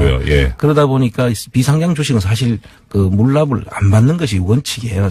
그런데 그거를 이제 받아놨는데 물론 그래서 우리가 플란다스계를 해서 지금 살 수도 있긴 하지만 그런 과정들을 겪어놨다는 것은 국세청에서 이 부분을 제대로 못 살펴봤다. 그래서 지금이라도 이 부분을 제대로 조사를 할 필요가 있다. 저는 그렇게 보고 있습니다. 국세청에서 조사를 한다는 건 이제 세무조사를 한다는. 그렇습니다. 그리고 조금 전에 이제 말씀 주셨던 공정거래위원회하고 금융감독원은 그럼 어떤 일을 하면? 공정거래위원회하고 지금 좀 나서줘야 되는 부분은 지금 현재 이명박 씨의 아들 이시영 씨가 그 회사를 조그마한 회사를 하나 만들고 네네. 그 다스의 협력 업체들을 지금 사모으고 있는 정황들이 지금 드러나고 있고요. 그래서 그 사모으는 과정에서 중소기업들이 사실 눈물이 거기에 배어 있거든요. 그렇겠네요. 예, 그래서 이제 그 부분들은 사실 공정거래위원회에서 예. 제대로 된 공정거래법상의 위반 사항들을 이 조사를 꼭 해야 된다고 봅니다. 중소기업자들은 그 거래하는 상대방이 갑을 관계로 따졌을 때 전부 의뢰 위치에 있는 사람들이거든요. 그래서 거래를 하다 끊어버리면 그 사람들은 그냥 고사하게 되니까 그것을 통해 가지고 지금 SM이라는 그 덩치를 키우고 있는데 그거는 공정거래위원회가 빨리 나서 가지고 그 중소기업들 보호도 하고 거래 문제가 있으면은 그거를 전속 고발권을 행사해서 수사를 하도록 해야 될 그런 책임이 있다고 저는 봅니다. 제가 사실 이 집 워낙에 또 전문적인 부분이고 총장님께서 잘 알고 계시기 때문에 제가 질문만 드리고 있는데 끼어들 틈이 없지만 끼어든다면 전속 고발권 이게 뭐냐면 보통 요런 것만 이제 말씀드릴게요. 고발은 원래 고소는 피해자가 수사기관에 수사해 주세요 하고 얘기하는 게 고소고 그렇죠. 고발은 피해자가 아닌 제3자가 하는 게 고발인데 어떤 처벌을 할 때 법적인 요건으로 고소나 고발이 있어야만 처벌을 하는 그런 범죄들이 있습니다. 이거를 통상 친고죄라고 부르죠. 그런데 이런 공정거래위원회 사건이나 조세범, 국세청이 나서야 되는 그런 사건에서는 아까 말씀드린 대로 고발의 권한이 피해자가 아닌 제3자한테 있다고 말씀드렸는데 제3자도 그냥 제3자가 아니라 과세관청, 그러니까 국세청만, 뭐 세무서만, 공정거래위원회만. 그러니까 예를 들어 저 같은 사람은 고발해봐야 이게 아무 법적인 효력이 없는 거죠. 그래서 그렇게 권한이 그 기관에 전속돼 있다 해서 전속고발권이다. 그렇게 부르는 거죠. 너무 설명을 잘 해주셔서 좀 제가 자꾸 말씀을 끊는 것 같아요. 좀 죄송합니다. 그래서 일단 그 부분들에 대해서는 국세청과 공정거래위원회와 그다음에 금감원에서 이제 수상한 자금 거래 흐름이라든지 이런 부분들이 지금 다 나타나고 있기 때문에 관련 기관에서 빨리 이 부분을 조사를 하고 검찰에 다시 전속 고발권을 행사해서 해줘야 된다.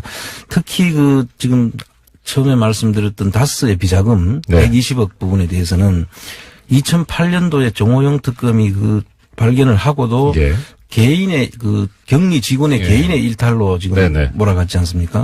그렇죠. 근데 사실 격리 직원 개인이 큰 120억이라는 돈을 개인이 하고도 그 법인에서 묵인하지 않은 상태에서 그걸 했고 또 나중에 또 다시 넣게 되는 과정을 거치는데 안 하고 처벌도 안 받고 그 처벌도 안 하고 그래서 결과적으로 이 부분에 대해서는 새로 해야 되는데 이게 이제 이 문제를 또 국세청이 나서야 될 부분이라기도 합니다. 사실 그 당시에 다스에서 원가를 부풀려 가지고 그 하청업체들한테 주고 그 돈을 되돌려 받아 가지고 형성했다고 그때 정호영 특검에서 그렇게 이야기했거든요.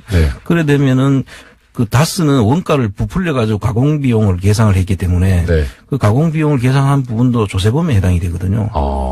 그리고 그 돈이 나가 가지고 또 비자금으로 활용이 되었다면은 그걸 받아간 사람 실제적으로 기속된 사람을 찾으면 여기서도 실소유주가 그대로 밝혀질 수 있는 부분이거든요. 그래서 그리고 이 부분을 조세범칙 조사로 저희들이 가게 되면 시효도 사실 연장이 될 수가 있지 않습니까? 반가운 소식인데요. 그래서 공소시효가 지금 이제 우리 국세청에서는 그거를 부가제척 기간으로 세금을 매길 수 있는 기간. 오늘 뭐 계속 공소시효를 이야기를 좀 하시는데. 기간. 그러니까 부과는 아시죠, 애청자님들. 부과 매기는 거. 제척이라는 건 뭐냐면 못한다는 겁니다. 피한다는 거. 그렇죠. 반드시 피해야 하는. 그러니까 부과제척이라는 거니까 세금을 매기는 수가 없게 되는 기간. 그렇습니다. 결국 좀 전에 말씀드렸지만 공소시효하고 같은 맥락인 거죠. 그래서 이제 그 기간이 다 따고 지금 해서 내년 2월 달이 다 지났다 이렇게 이야기하는데 사실 조세범칙 조사로 이제 전환을 하게 되면 조세범 처벌법의 형사법 아니겠습니까? 처벌법도. 이거 그냥 세법이 아니라. 처벌법이니까. 처벌법이니까 형사법인데. 그래 가면은 이 시효가 10년으로 이제 늘어나지 않습니까?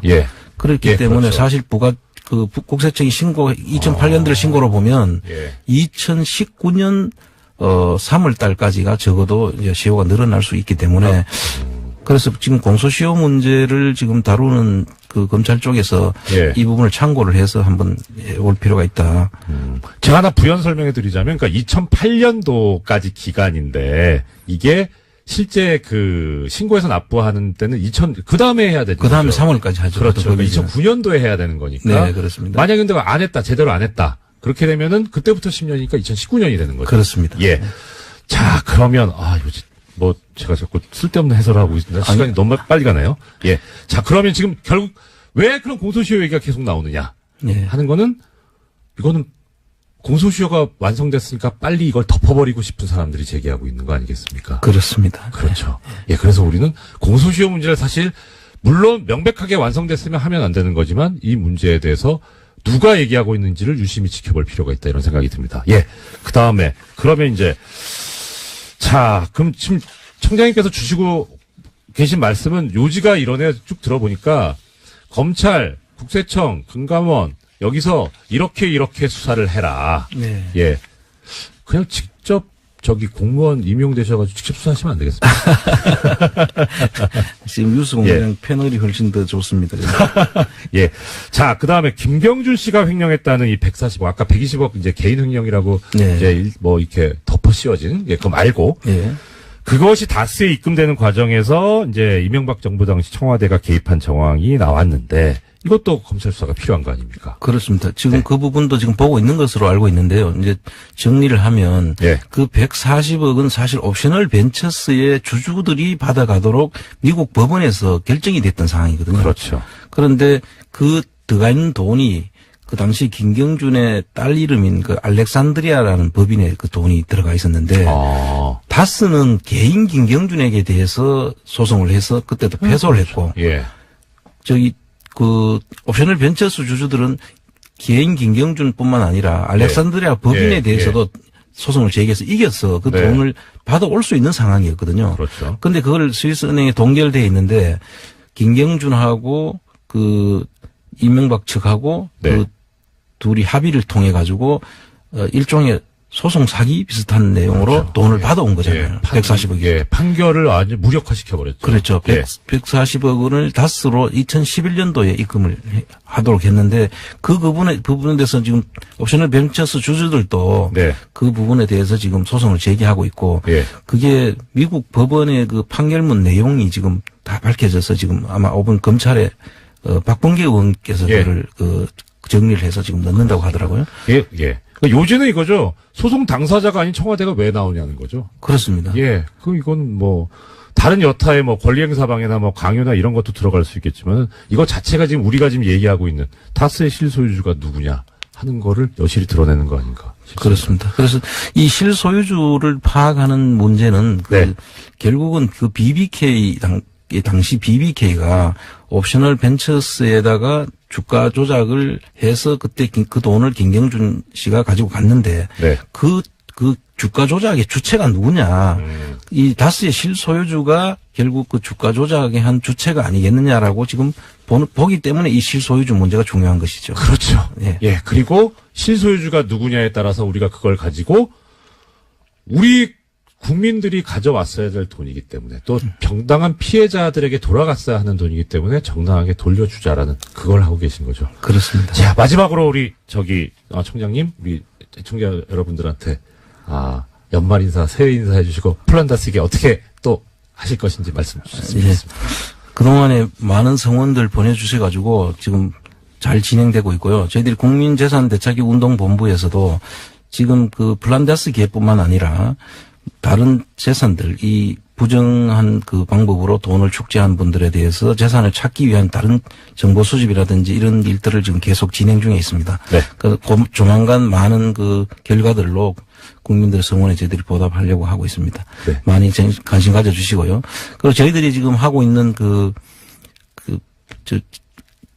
스토리 펀딩 거기에도 좀 많이 참여를 해주셔서 우리 국민운동본부가 잘 될 수 있도록 도와주시면 감사하겠습니다. 예, 청장님 올 한해 너무 수고 많으셨고 내년에도 더 수고해 주셨으면 좋겠습니다. 오늘 말씀 감사합니다. 너무 감사합니다.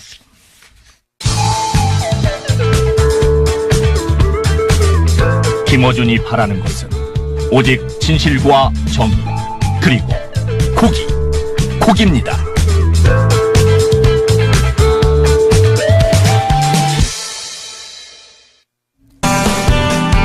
네, 마지막 인터뷰입니다. 세월호 특조위 2기 그리고 4.16 재단이 내년에 본격적으로 출범을 합니다. 앞으로 어떤 활동을 하게 되는지 절대 잊어서는 안 된 세월호 참사. 네, 4.16 가족협의회 집행위원장이시고 이 문제를 위해서 오랫동안 싸워오신 분이시죠. 예은 아빠로 잘 알려져 계신 유경근 선생님 스튜디오에 직접 모셨습니다. 어서 오십시오. 네, 안녕하십니까. 반갑습니다, 선생님. 네. 예. 자, 듣고 싶은 말씀이 많아서 빨리 달려보겠습니다. 먼저 2017년 한 해는 우리 세월호 쪽에서 어떤 한 해였습니까? 예, 1년이 금방 지나가 버렸습니다. 네. 2017년은 그 세월호 참사 진상 규명에 있어서 아주 중요한 한 해라고 평가가 될 것 같습니다. 왜냐하면 진상 규명을 그토록 집요하게 방해했던 박근혜 정권이 이제 사라진 해죠. 그래서 이제부터 진상 규명을 제대로 할 수 있겠다. 이런 희망을 가지게 된 좀 한 해였던 것 같습니다. 희망의 한 해. 정말 진짜 희망적인 말씀입니다. 자, 적폐청산 수사가 진행되고 있는데 안전 관련해서는 또 좀 안타까운 사고들이 있었습니다. 2017년에. 영흥도에서 낚싯배 사고가 있었고, 또 제천에서도 또 이제 화재 관련해서 또 안타까운 일이 있었는데, 이 세월호 유가족으로서 이 심정이 또 남다르실 것 같아요. 예, 이런 일들이 정말 다시는 일어나지 않기를 간절히 바라왔는데, 네. 그러나 여전히 안타까운 일들이 벌어지고 있습니다. 여기서 좀 저희들이 주목하는 점은 우선 첫 번째가 이런 그 재난이나 사고로 가족을 잃은 이제 남아있는 유가족들, 참 그분들이 가장 좀 가슴 아프게 다가오고요. 그분들은 지금 또 어떻게 지내고 계실지, 또 그 마음 한쪽에 참 억울하고 답답한 것이 많이 있을 텐데 그런 생각이 들고, 또 하나는 이 참사에 대응하는 어떤 정부 또는 이것을 보도하는 언론이나 바라보는 시민들의 입장에서 그 피해자들이 잘 보이지 않는다. 예, 피해자들이 보이지 제일 않고. 가슴 아프실 분. 네. 특히 그 여러 가지 논란이 된 것들 가운데에는 그 피해자들에게 제대로 설명도 하지 않고 또는 거기에 그 사실에 또 다가가지 못하게 하는 그런 모습들도 좀 종종 눈에 띄고 그래서 좀 내용은 다르지만 그러나 피해자들의 입장에서 보면 세월호 참사나 또 지금 일어나는 참사들이나 피해자들 입장에서는 여전히 좀 같은 그런 좀 불행들이 반복되고 있지 않나 좀 그렇게 보고 있습니다. 안타까운 일입니다. 네. 이 관련해서 자유한국당 쪽에서 이 제천 화재가 세월호보다 못하다. 그래서 다시 한번 또 좀 가슴을 후비는 이야기가 나왔는데 어떤 생각 드십니까? 글쎄요, 방송에 대고 이런 말씀드리기 좀 죄송한데요. 네. 자유한국당은 좀 세월호 이야기를 안 했으면 좋겠습니다. 자격이 있나 싶기도 하고. 하여튼 시작할 때부터 지금까지 세월호 참사를 자신들의 입맛에 맞게 이용하고 악용하고 이렇게 해왔는데, 자유한국당은 세월호 참사를 입에 올릴 자격 자체가 없죠. 오히려 그런 말 정말 하고 싶으면 이제라도 와서 무릎 꿇고 사과하고 사죄하고, 그리고 자신들이 했던 일들, 특히 진실을 가로막고 방해하고 은폐하려고 했던 그런 것들에 대해서 철저히 먼저 반성하는 것이 우선이죠. 예, 그렇죠. 예. 자, 지금 박근혜 정부 당시에 그때 이제 이렇게 되면 이제 1기 특조위인 거죠. 1기 특조위 활동을 당시 해양수산부가 그 활동 방해했다는 게 이제 계속 나오고 있고 사실로 밝혀지고 있는데 어떠셨어요? 예, 그 해수부가 1기 특조위 활동 방해했다는 건 이제 여러 가지 사례들이 있지만, 이번에 이제 그 해수부 자체 조사를 통해서 드러난 거는 소위 해수부 문건이라고 하죠. 그래서 이제 1기 특조위에서 청와대의 어떤 대응 시스템, 소위 그 박근혜 대통령이 7시간을 조사하기로 의결을 했을 경우, 이걸 반대하고, 그래도 가결될 경우 기자회견하고 사퇴하고 이제 이런 시나리오를 짜놓은 문건이죠. 이것이 그 당시에 발견이 됐었는데 여기에 대해서 해수부는 자기네들이 한 게 아니다. 뭐 이렇게 계속 발뺌만을 해왔죠. 그런데 놀라운 건 그 문건에 있는 그대로 일기 특조위 그 당시 새누리당 추천 위원들이 네. 그대로 따라서 했어요. 그렇습니다. 한치의 어긋남도 예. 없이. 이제 그게 이제 와서 해수부가 직접 관련이 되어 있다, 작성했고 그것을 유통시켰다라는 네. 것이 드러난 것이죠. 네. 근데 아쉬운 것은 이번 발표 내용에서 누가 그랬느냐, 예. 누가 작성했고 누가 지시했고 이제 여기에 대해서 명확히 밝히지 않았어요. 거기까지 조사가 안 돼서 그런지 모르겠는데 네. 어쨌든 해수부에서는 검찰에 수사 의뢰를 했고요. 네. 검찰 조사를 통해서 옛날에 그냥 뭉뚱그려서 해수부가 잘못했다 이게 아니라 네. 누가 지시했고 누가 작성했고 그걸 누가 그렇죠. 유포시켰고 예. 그 문건에 따라서 누가 무슨 짓을 했는지를 네. 밝혀서 처벌을 할 일이 남아 있습니다. 그렇습니다. 여기까지 가야 진상이 드러났다고 볼 수 있겠죠. 그렇죠. 자, 이 세월호 특조위 일기 활동 방해 관련해서 지금 좀 전에 이제 선생님께서 말씀 주신 것처럼 진상이 규명되고 처벌을 받아야 되면 반드시 처벌을 받아야 되는데 그건 그렇고 그 다음에 또 세월호 참사 관련한 진실 규명을 위해서 이제 세월호 특조위 2기가 출범을 합니다. 저도 기대가 큰데 정말 기대가 크시지 않을까 싶습니다. 예, 뭐 기대는 당연히 큽니다. 네. 이 2기 특조위를 또다시 만들었다는 것 자체로도 기대가 크지만 사실 네네. 그거보다는 1기 특조위 때와는 이제 상황이 많이 달라졌죠. 그렇죠. 그 당시에는 정부가 조직적으로 방해를 한 반면에 지금은 이제 그런 일은 없을 것 같습니다. 네. 그래서 오히려 진상규명은 속도를 낼 수 있을 것 같은데 네. 그러나 문제는 특조위가 만능은 아니라는 것이죠. 예, 특조위가 당연히 직접적인 네. 어떤 수사권이나 기소권을 아직까지도 가지고 있지 못하고 이 특검을 강화해서 예. 특검을 통한 어떤 그런 권한들을 간접적으로 갖게 되어 있는데 네. 그런 측면에서 보더라도 만능은 아닙니다. 네. 그리고 그 조직의 어떤 규모라든가 활동 기한 활동 기간 네. 이것을 봤을 때에도 많이 좀 한계가 있고요. 그래서 결국 제가 바라는 것은 특조위가 진상규명의 중심 예. 그리고 방향타 역할을 하되 예. 여기에 이제 검찰이나 또는 예. 특검, 감사원 이런 그 수사와 또 조사를 할 수 있는 기관들이 함께 팀플레이 협력을 할 때 예. 비로소 진상조사가 될 수 있다. 네. 결국 정부는 조사 대상인 동시에 그 조사를 또 스스로도 해야 할 어떤 책무도 가지고 있거든요. 예. 이것이 같이 좀 힘을 합쳐서 진상규명을 해 나가야 되겠다는 생각을 하고 있고 또 그런 방향을 갖고 지금 열심히 준비를 하고 있습니다. 정부가 조사 대상이면서도 조사의 주체다라는 말씀이 상당히 와닿습니다. 그 말씀은 정부가 그렇게 세월호 참사 발생과 또 진행 과정 또 그다음에 특조위 관련해서 그렇게 잘못을 했으니 오히려 더 열심히 하고 제대로 밝히는 게 그 과거의 잘못을 씻는 길이 아닐까 싶은데요. 네, 뭐 그런 성격도 분명히 있지만 예. 사실은 이 세월호라는 배가 왜 침몰했는지, 네. 그다음에 구조를 왜 잘못했거나 또는 하지 않았는지를 네. 사실 밝혀야 될 일차적인 책임은 네. 정부에 있는 겁니다. 그렇죠. 그런데 정부가 그것을 하지 않거나 네. 또는 못하게 막았기 때문에 사실 특별법이 필요했던 것이죠. 그렇죠. 만일 처음부터 정부가 제 역할을 제대로 했다고 그러면 지금 뭐 특별법이나 특조위가 없더라도 예, 그렇죠. 사실을 밝혀낼 수 있어야 하는 건데 네네. 이제 본연의 임무를 못했기 때문에 지금까지 온 것인데 이제라도 또 이제 대통령도 바뀌시고 정부도 바뀌었지 않습니까? 네. 그러면 물론 과거 정권의 일이지만 네. 하여튼 대한민국 정부의 연장선상에서 어떤 그 진실을 밝혀내고 또 이런 재발 방지를 위한 대책을 마련하는 그런 주체적인 역할을 정부가 반드시 해야죠. 네, 그렇죠. 예. 자, 지금 이제 특조위 말씀까지 쭉 해주셨는데, 특조위도 특조위지만 또 4.16 재단이 이 세월호 참사가 났던 4월 16일에 그 날짜를 딴 4.16 재단도 설립이 된다는 소식을 들었습니다. 어떤 재단인지 또 이 설립되게 된 배경이 무엇인지 또 말씀해 주셨습니다. 예, 보통 많은 분들이 이 재단 이야기를 하면 네. 우선 좀 색안경을 좀 많이 끼시는 분들이 있어요. 이미지를 많이 망쳐놨죠. 예. 뭐 저도 마찬가지 예. 입장이었고요. 이제 뭐 천안함 사태라든가 그렇죠. 그 외 여러 가지의 어떤 그런 일들이 있을 때마다 사실은 재단을 계속 만들어 왔습니다. 네.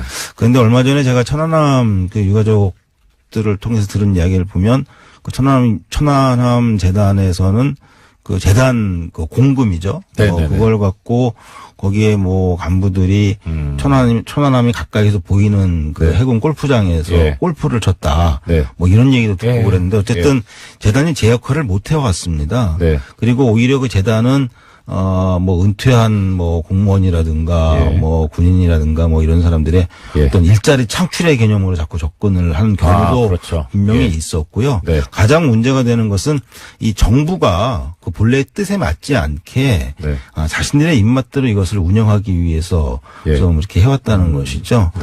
그런데 이제 이 4.16 재단은 그럼에도 불구하고 저희들이 이 4.16 재단을 추진을 하고 있는 것은 더는 그렇게는 하면 안 되겠다는 것이고, 특히 이런 그 4.16 참사와 같은 일들이 반복되지 않도록 하기 위해서는 온 사회가 안전한 사회로 나가기 위해서 많은 일들을 해야 되는데, 법적으로도 그러한 그 일들을 해나가는 주체로서의 재단이 필요합니다.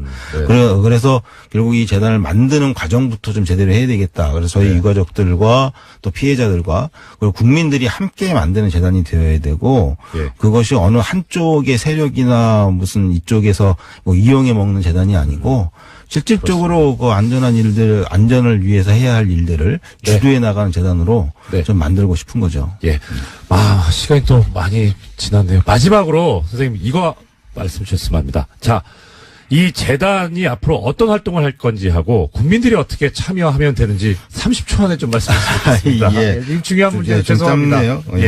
우선 이 재단은 지금 말씀드린 대로 그 세월호 참사의 그 추모 관련된 사업, 그다음에 추모 공원 운영 관리를 주도적으로 하게 됩니다. 근데 이것뿐만이 아니고 관련된 모든 사업들을 정부 주도가 아니라 국민들이 주도하는 사업으로 만들어야 되거든요. 그래서 그러한 사업들을 만들어서 이제 같이 진행을 할 것이고요. 이를 위해서 지금 현재 100만인 그 후원인을 모집을 하고 있습니다. 거기에 함께 해주시면 재단을 같이 만들 수 있습니다. 근데 이게 만약에 사실이라면 이거 뭐 황당한 거죠. 그러니까 돈을 벌어오는 대신에 쓰레기를 가져온다는 얘기 아닙니까? 그것도 다른 쓰레기도 아니고 이 국민의 이 건강에 엄청난 영향을 미칠 수 있는 핵 폐기물을 가져온다는 거니까 도대체 국민의 생명과 자유와 재산을 보호해야 될, 신체를 보호해야 될 국가가 오히려 나서서 국민들에게 해를 끼치는 행위를 해버린 것이니 이건 정말 심각한 문제가 아닐 수 없겠네요. 당시 남대준 당시 원장 같은 경우에는요. 지금은 구속되어 있는 장호중 당시 감찰실장에게 조사를 지시했다고 알려져 있습니다. 자, 그러면 여기에 그런데 또 관련된 그 지금까지 해주신 소식은 전부 SBS에서 보도를 한 거네요. 또 하나의 소식이 있다고. 관련해서 SBS가 연속 보도들을 했는데요. 이게 중요한 보도다 보니까 몇 가지 보도가 있습니다. 국정원에서 어떻게 진상 파악을 하게 됐냐에 대해서요. 조금 더 의미를 부여하고 있는데 관계자들 멘트를 땄습니다. 문건을 작성했다라고 알려진 국정원 간부에 대해서 어떻게 쓴 거냐 물어봤더니요. 문건에 그런 내용이 있다면 사실일 가능성이 높다라면서 하지만 정확한 내용은 기억나지 않는다라고 밝혔고요. 또 이에 대해서 당시 남대준 원장을 만났던 김장수 안보실장도 이야기를 했는데요. 자기는 기억나지 않는다라고 했습니다. 결정적인 순간에 기억나지 않으시는? 뭐 근데 이 기억이 나냐 안 나냐 또 당시 어떤 일이 있었냐 이것까지 이제 검찰이 조사를 해야 되겠죠? 흥미진진한. 언론 보도에는 좀 한계가 있을 수밖에 없는 게요. 남대준 원장 같은 경우에는 지금 구속되어 있는 상태입니다. 게다가 지금 이제 국정원 관련이니까 사실 또 정보의 접근이 그렇게 쉽지가 않은 상황이죠. 그럼 지켜보겠습니다. 그 다음 소식 전해주십시오. 국군기무사령부가 국방부 TF 압수수색 정보 미리 알고 있었고 관련 수사에 협조하지 않았다라는 소식은요. 지난주에 전해드린 바가 있습니다. 관련한 뉴스가 또 나왔는데요. 오늘 아침 한겨레 신문 보도입니다. 군 기무사가 최근 2012년 댓글 작업과 관련해서 국방부 장관에게 거짓 보고했다라는 건데요. 이러한 사실을 확인한 검찰이 기무사에다가 관련 자료 요청했다라고 합니다. 그런데요. 아직까지도 압수수색이 4주째 진행 중이고요. 이러한 난항 때문에 문건 확보에 시간이 걸려서 공소시효가 지나가 버렸다라고 합니다. 참. 지난번에 이제 공장장에서 진행을 하실 때 저도 들었는데 이게 사실 군이라는 데가 원래 공무원 자체가 공무원 조직이 상명하복에 충실하고 위계질서가 엄격한 데인데 더 심한 게 군대잖아요. 계급 사회인데 그야말로.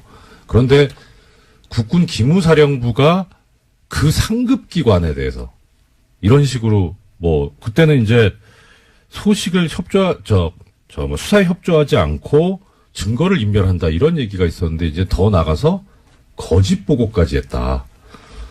그렇다면 도대체 이 조직은 왜 있어야 되는 건가 하는 그런 생각이 드네요. 그런데 또 거기서 더 나가서 아예 빠져나가기 위해서 공소시효가 완성되도록. 자, 참 이게 이 타이밍에 드려야 될 말씀인지 모르겠는데 이 공소시효라는 얘기가 나오니까 김 지장께서는 이 공소시효라는 게 왜 있을 것 같으세요?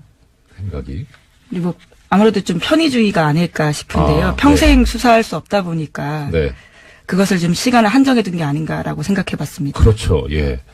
이게 사실 그런데 공소시효라는 게 지금은 좀 상황이 달라졌는데 이 공소시효라는 제도가 만들어질 때만 해도 그러니까 공소시효라는 거 뜻은 애청자 여러분들께서도 다 잘 아실 겁니다.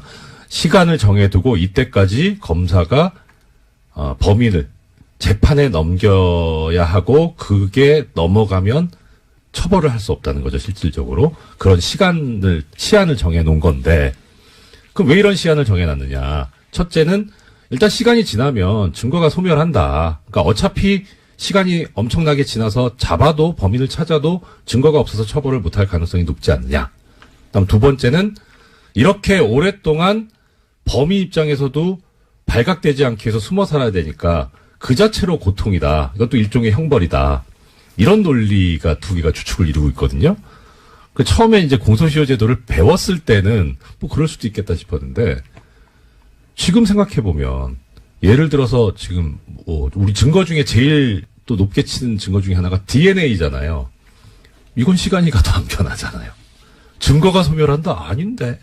그리고 범인이 오랫동안 도피 생활을 해서 불편할 것 같다. 안 불편할 수도 있을 것 같은데. 근데 지금과 같은 상황이면 사실 버티면 이긴다라고 생각할 것 같습니다. 그렇죠. 오히려 시간을 끌어버리는 그런 상황까지 온 거죠. 그래서 중간에 어떤 일이 있었냐면 해외 도피를 해버리는 아예. 그래서 중간에 형사소송법이 개정이 되면서 해외에 나가 있었던 동안은 공소시효가 그 시간에 넣지 않는 걸로. 기소중지 같은 건가요? 기소중지하고 또 다르다. 예. 기소중지는 검찰이 하는 처분이고요. 아예 그 해외에 나가 있으면 그 기간을 빼는 그런 법 개정이 있었는데 지금 상황 같으면 도대체 공소시효가 왜 있어야 될까? 특히 이제 이런 상황처럼 아예 공소시효를 끝내버리려고 지나가게 하려고 이런 고의적인 시간 끌기. 예. 압수수색이 지금 4주째 진행 중이라는데 방해를 해가지고요. 네, 이미징을 아예 못하게 해서 일일이 키워드 검색을 여전히 하고 있다라고 합니다. 압수수색이 4일을 걸려도 말이 안 되거든요. 전격적으로 해야 되는 거기 때문에 어떻게 압수수색을 한 달을 하고 있습니까? 이런 작태를 하고 있는 이런 조직이 왜 있어야 하는지도 의문스럽고 또 이런 제도가 왜 있어야 하는지도 참 말이 안 나오네요. 다음 소식 부탁드립니다. 이번에도 공소시효와 관련된 내용이 있습니다. 네. 계속해서 이건희 삼성전자 회장의 차명재산 관련된 내용 알려드리고 있는데요. 네네. 2008년 삼성 비자금 특검에서 드러나지 않았던 이건희 삼성전자 회장의 수천억 원대 차명재산이 있다라고 알려드렸습니다. 이에 대한 수사가 실체의 접근조차 하지 못한 채 사실상 마무리 수순에 들어갔다고 이 또한 한겨레 신문이 보도했습니다. 네네. 2011년 이 회장 쪽에 1천억 원대 자진 납세를 받은 국세청이요. 이를 수사기관에 통보하는 등 적극 수사 의뢰에 나서지 않았다라고 합니다. 그러다 보니까 공소시효가 이것도 지나가고 있다고 하는데요. 다만 한 가지 희망은 있습니다. 공소시효가 남은 2013년에서 2014년 사면계좌에서 발급된 수표가 있어서요. 이것을 어떻게 할지 수사당국의 의지를 봐야 된다라고 합니다. 예, 이것도 그렇게 시간이 많이 남지 않았네요. 자, 그럼 이제 제기되는 문제. 공소시효를 없애면 되지 않냐. 없애는 것까지는 그렇다 치고, 그 다음에 이제 어떻게 되는 거냐. 예, 지금 이것도 지금 공소시효가 문제인데, 그러면은, 공소시효를 없애서 옛날의 행위에까지 그것을 효력을 미칠 수 있을 것이냐 하는 문제가 이제 되겠죠. 예를 들어서 지금 이제 이 공소시효 다 없앱시다 해가지고, 이 기무사에서 댓글 공작한 거, 이것도 이제 지금 처벌하기로 하고, 차명재산 이것도 수사해서 처벌하기로 하자 하면, 문제는 소급법이 돼서 이게 우리 헌법상에서 얘기하고 있는 법률 불소급의 원칙에 어긋나니까 문제가 있을 수 있죠. 한 번 이제 이게 문제가 됐었던 적이 있어요. 저 예전에 전두환 노태우 내란 사건에 관해서 특별법이 만들어지면서 그때 공소시효를 없애버렸죠. 그래 당연히 그 전두환 노태우 이 피고인 쪽에서 이거 공소시효를 이렇게 적용하는 거는 법률 불소급의 원칙에 어긋난다, 위헌이다라고 하면서 주장을 했었는데 거기에 대해서 헌법재판소가 얘기하기를 예외가 있을 수 있다, 모든 법에. 그런데 이런 중대한 일에 예외를 두지 않는다면 도대체 언제 예외를 둬야 하느냐 하면서 합헌이다라는 결정을 한 바가 있습니다. 이것도 비슷하게 봐야 되지 않을까. 지금 정치적, 경제적으로 나라의 근간을 흔드는 이런 범죄들인데 이것도 한번 고려해볼, 공소시효를 소급해서 적용해볼 만한 그런 사안이 아닐까 하는 생각을 해봤습니다. 예, 또 살인 사건이나 이런 사건이 벌어졌을 때는요, 근원 목소리 영화가 기억이 나는데 공소시효 문제 계속해서 나왔던 것 같습니다. 네, 그렇습니다. 다음 소식은요.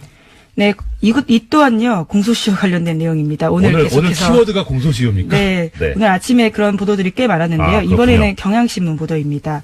검찰이 고대영 KBS 사장의 국정원 돈 200만 원 수수 혐의를 공소시효 만료 등의 이유로 형사처벌하지 못할 것으로 보인다라는 건데요. 이명박 박근혜 정부 당시 숨겨진 비위와 부정부패에 대해서 검찰 수사가 공소시효라는 장애물을 만났다라는 지적이 나오고 있다고 합니다. 그거 참, 공소시효가 또 하나 말씀드리자면, 공소시효는 시효고, 우리가 진실을 밝혀야 되니까, 수사는 해놓고, 그래서 진실을 알면 되지 않느냐. 그 목적으로. 그런데, 사실 이 수사라고 하는 게, 최종적으로 가는 목적지가 어디냐면, 재판에 넘겨서 처벌을 하자는 그런 거라서, 공소시효가 완성돼 버렸다면, 끝나버렸다면은, 처벌 자체가 안 되는데, 이걸 수사를 한다면 목적 달성이 안 되는 행위를 하는 거기 때문에 이렇게 하는 거 어떻게 보면 또 예산 낭비가 될 수도 있고, 그다음에 수사를 받는 쪽에서는 인권 침해 소지가 있죠. 그래서 문제인데, 그런데 이 검찰에서 옛날에 한번 공소시효가 완성됐는데 수사를 했던 적이 있습니다. 혹시 기자님 기억하십니까? 어떤 사건인가요? 노건평 씨 사건에서 공소시효가 완성됐는데 수사를 했어요. 노무현 전 대통령의 형이시죠. 그리고 쭉 수사 결과까지 발표하고 결론이 그거였습니다. 공소시효가 완성돼서 기소하지 않기로 했다고. 그래서 좀 뭐 하는 거냐. 그러니까 그 당시에 검찰이 이런 수사권을 정치적으로 이용을 해가지고 그렇게 흠집을 내기 위해서 처벌 자체가 안 되는 거를 수사까지 하는 그런 권한 남용까지 했는데, 그때 보면서 참 이렇게까지 하는구나 싶었죠. 근데 이것도 한번 고민해봐야 될 문제입니다. 그거 관련해서 그때 그 생각이 났습니다. 윤석열 지검장이 했던 유명한 말이 있습니다. 수사권을 가지고 검사가 그렇게 하면 그게 검사냐, 깡패지. 네, 다음 소식이요. 네, 2년 전에 역사교과서 국정화를 결정하면서 교육부가 여론조사 실시했다라는 소식 전해드린 바가 있는데요. 그때 여론조사 정황 발견됐었습니다. 그러면서 교육부가 수사 의뢰한 바가 있는데 또 관련해서 또 다른 내용들이 나왔습니다. 어제 MBC가 보도한 내용인데요. 국정화 여론조사 한 번 더 있었는데 이와 관련해서도 오타까지 뺏기면서 조작했다라는 겁니다. 우리가 많이 쓰는 복붙. 컨트롤 C, 컨트롤 V. 일종의 댓글 부대가 여기서도 운영됐다라고 볼 수 있는 거죠. 그렇죠. 이거는 다른 차원에서 문제인데, 그래도 우리가 생각하고 있는 이 국정교과서가 박근혜 전 대통령이 아버지인 박정희 전 대통령한테 헌정하겠다는 마음으로 만든 거잖아요. 효심에서 한 거면 좀 잘 좀 하지. 오타는 좀 너무하지 않습니까? 아무리 이게 잘못된 거지만 그래도 그쪽 입장에선 나름 사명감을 가지고 한 걸 텐데, 오히려 역으로 이런 오타까지 베낀 걸 보면 실제 이 실무진에서는 이걸 하고 싶지 않았던 게 아닐까 하는 생각이 들고요. 이것도 좀 다른 얘기인데, 관련해서 지금은요, 판결문에 판사들이 전자서명을 하거든요. 미리 이제 서명하고 날인을 다 그 메모리에 넣어가지고 그대로 그냥 클릭만 하면 서명 날인 되게 돼 있는데, 옛날에는 종이에다가 서명 날인을 했어요. 이름을 쓰고 도장을 찍었는데, 가끔 가다 보면 도장이 뒤집혀 찍혀 있는 경우가 있어요. 뒤집어진다는 게 위아래가. 위아래가요. 그러니까 12시하고 12시 방향하고 6시 방향에 뒤집혀 있는 거죠. 이게 무슨 소리냐면, 안녕하십니까. 공장장 권한대행 이정렬입니다.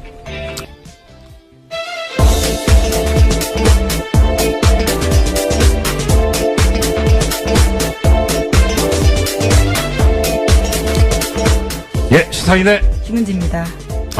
제가요. 요번에 알았습니다. 왜 김은지 기자님 나오시는 코너는 코너 이름이 없을까? 그럴 리가 없다. 그래서 확인해본 결과 ERNew네요. ERNew. 네, 이것만은 알아야 할 아침 뉴스의 약자인데요. 네. 굉장히 오랜만에 알려주셔서 저도 새삼스럽습니다. 전 진짜 없는 줄 알았어요. 근데 공장장님 왜 여기 소개를 안 하시는데요? 네, 가끔 대행이 오셨을 때 이름이 좀 빛을 발하긴 하는데요. 예. 네. 그래서 이제 가끔 색다른 피가 수혈되는 게 좋다. 예. 예. 자, 오늘 그러면 이제, 일단 먼저, 혹시 마지막에 어떻게 될지 모르니까, 일단 이 일주일 동안 저를 너무너무 도와주신, 김은지 기자님께 전 또 개인적으로 감사드리고요. 그 다음에, 김은지 기자님께서 또 우리 뉴스공장 애청자분들께 한 해 이제 마무리 인사 먼저 하시고 시작하는 걸로 합시다. 예, 제가 더 덕분에 많이 배워서요. 예. 그렇게 말씀해 주셔서 감사드리고요.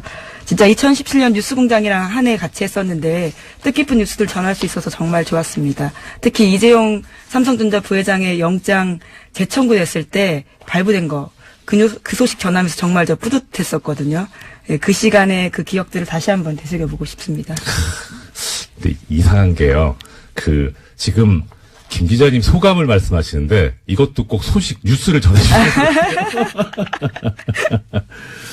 예. 자, 첫 번째 소식 전해주십시오. 네, 박근혜 정부가 국정원을 동원해서 이명박 정부 시절 아랍에미리트 원전과 관련한 이면 계약 여부를 조사했다라는 어제 SBS 보도가 나왔습니다. 관련된 문건이 나온 건데요. 검찰이 국정원 간부로부터 확보한 자료입니다. 이명박 정부가 원전 수주의 조건으로 핵 폐기물과 폐연료봉을 국내에 반입하기로 했다라는 의혹이 조사 대상이었습니다. 또 아랍에미리트에 대한 핵 기술 이전을 미국이 반대해서 조기 착공이 곤란하다라는 내용도 있다라고 합니다. 이게 지금 주어를 다시 한번 들어주셔야 될 것이 청자분들께서 지금 현 정부가 아니고 박근혜 정부에서 조사를 했었다는 겁니다. 그러면은 두 가지 중에 하나겠죠. 정말 문제가 있었거나 아니면 이 조사를 함으로써 타개해야 될 문제가 있었거나. 예, 그런데 지금 뭔진 잘 모르겠는데 하여튼 이 조사 결과가 그럼 어떻게 나왔는지가 이제 제일 궁금할 거 아닙니까? 그래야지 방향이 나오니까. 조사 결과는 어떻게 됐다고 합니까? 네, 그게 가장 궁금하실 부분일 텐데요. 네. 당시에 국정원의 조사 결과가 어떻게 나왔는지에 대해서는 확인되지 않았습니다. 또 그 내용이 청와대에 보고됐는지도 확인되지 않았는데요. 예. 이와 관련해서는 우선은 문건이 나왔기 때문에 검찰이 이제 수사에 들어간 겁니다. 당시에 네. 남재준 전 원장, 당시의 원장이죠. 국정원장의 최측근이 원장의 일정들을 다 적어놓고 있었는데 그때 2013년입니다. 그때 김장수 당시 청와대 안보실장으로부터 이러한 사실들을 확인 요청 받아서 써놨다라고 합니다. 그러면 이게 어떤 다른 목적이 있는 건지 정말 문제가 있어서 조사가 된 건지 그것조차도 아직 모르는 상황이네요. 네, 현재로서는 그렇죠. 이게 어떤 국가기밀이 들어있는지는 모르지만 빨리 조사가 맞춰져서 우리 국민들의 궁금증을 해결해 줬으면 하는 그런 마음이 듭니다. 네, 이 자체로도 사실 굉장히 놀라운 일인데요. 그렇죠. 원전 수주의 조건으로 핵 폐기물을 국내에 들어오겠다라는 식의 의혹이 있었다라는 것은요. 예. 원래는 2010년 국회 대정부 질문에서도 나왔다라고 합니다. 네. 이제 그런데 이것에 대해서 박근혜 정부조차 의심하면서 관련 내용들을요 국정원에다가 알아보라고 시킨 거다라고 알 수 있는 겁니다. 예, 그렇죠. 그때 당시에 강봉균 당시 민주당 의원이 의혹을 제기를 했었고요. 예, 이제 합의부에서 부장판사하고 배석판사 둘이 셋이서 합의를 하는데 그 합의 결과 마음에 안 드는 거예요. 이 판사는. 그래서 어차피 이게 합의 결과 2대1로 졌기 때문에 이 판결은 나가고 자기는 거기에 서명 날인을 할 수밖에 없지만 난 이 판결에 동의 못하겠다. 내심을 드러내시는 건가요? 도장을 거꾸로 찍는 거예요. 그러신 적이 있으신 건가요? 전 한 번 했어요. 한 번. 근데 이게 판사들 사이에서 용인이 돼 있어요. 그러니까 그 정도는 이게 표현을 하자. 예. 그래서 항소심에서 보면 이제 아는 거죠. 이거 논쟁이 심하게 붙었구나. 2대1이었다. 예. 이렇게. 그러니까 이제 항소심에 또 신경을 쓰게 되고. 그러니까 그런 차원에서 일부러 오타를 냈을까? 근데 오타뿐만이 모르겠습니다. 아니라요. 네. 어떤 작성자는 자기가 중3 학생이라고 하면서 찬성 의견을 썼는데요. 바로 1분 뒤에는 다른 의견 올리면서 내 아이를 맡기기에 안심이 된다라면서 학부모를 참칭했다라고 합니다. 중3이 아이가 있을 수 있지 않을까요? 네. 1분 사이에 다시 학부모가 되는 놀라운 기적이 생겼다라고 하는데요. 예. 기적인지, 아니, 어떻든, 네. 네, 그런 식으로 해서. 다른 것도 어떻게 있습니까? 네. 예. 그런 식으로 해서 또 이제 접수 마감되는데 45분 남겨놓고요. 갑작스럽게 같은 의견들을 40건 넘게 올리는 사람도 있다고 합니다. 부지런은 해요. 예, 15초에 한 골이기 때문에요. 예. 사실 내용을 보는 게 아니고 컨트롤-C, 컨트롤-V로 붙여넣었다라고 밖에 볼 수 없는데요. 이런 식으로 해서 여론조작해서 찬성 반대 비율을 8대2까지 끌어올립니다. 와, 이게 진짜 댓글 부대죠. 보면 이게 무슨 프로그램이라고 해야 되나, 무슨 앱이 있다고 하던데요. 이렇게 자동으로 올라가게 해주는 그런 거를 쓰지 않았나 싶기도 하고요. 네, 그래서 당시에 이제 국부 같은 경우에는 이런 의견 수렴을 핑계로 대서요. 상당수가 국정교과서에 찬성하고 있기 때문에 국정교과서 폐기하지 않고 검정교과서와 혼용하겠다라고 밝혔습니다. 거참. 하여튼 열심히 한다고는 했는데 그래도 이게 제대로 된 정의로운 일이 아니니까 이렇게 오점이 나오는 것 아닌가. 역시 정의는 언제든지 드러나게 돼 있다라는 생각을 들게 합니다. 다음 소식 부탁드립니다. 네, 지난해 2월 달에 개성공단 폐쇄된 바가 있습니다. 네. 이것은 박근혜 전 대통령 말 한마디에 결정됐다라고 하는데요. 네. 통일부 정책혁신위원회가 발표한 내용입니다. 이게 셀프라고 할 수도 없고 그냥 마음대로인 거죠. 예. 그래서 이런 얘기 하는 분들 계시더라고요. 박근혜 전 대통령 하면 법치주의가 생각이 난대요. 그래서 왜요? 법을 하나도 안 지켰는데?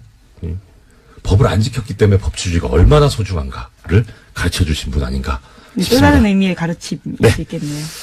예. 지금까지 오늘 발견해 놓으니까 코너 이름 다시 까먹었네. 네, 이것만은 알아야 할 뉴스 이알드입니다. 예, 이것만은 알아야 할 아침 뉴스에 진행을 해주신 시사인 김은지였습니다. 감사합니다. 예, 고맙습니다. 예, 이어서 바로 미니 인터뷰를 진행을 하겠습니다. 오늘의 미니 인터뷰의 대상은 접니다. 어떻게 해야 되나? 예, 법적인 문제는 아니고요. 어제 좀 말씀을 드렸어야 되는데 시간이 모자라가지고 그래서 오늘 제가 또 마지막이기도 해서 그래서 그 언론인들의 재벌 돈으로 해외 연수를 다녀오는 것 여기에 대해서 어느 정도 좀 말씀은 드리고 맞춰야 되지 않을까 싶어서 인터뷰를 제가 스스로 자청을 했습니다. 지금 아직 김은지 기자님께서 코너는 끝나셨지만 퇴근을 못 하시고 감금돼 계시는 중이시거든요. 질문을 부탁드릴 수도 없고. 자, 일단 어제 잠깐 말씀을 드렸었는데 어떤 일이 있었냐면 미디어 오늘에서 이 삼성 언론 관련 언론 장학생 관련해서 기사를 냈습니다. 드디어. 이 미디어 오늘 잘 아시겠습니다만은 재벌 돈을 받지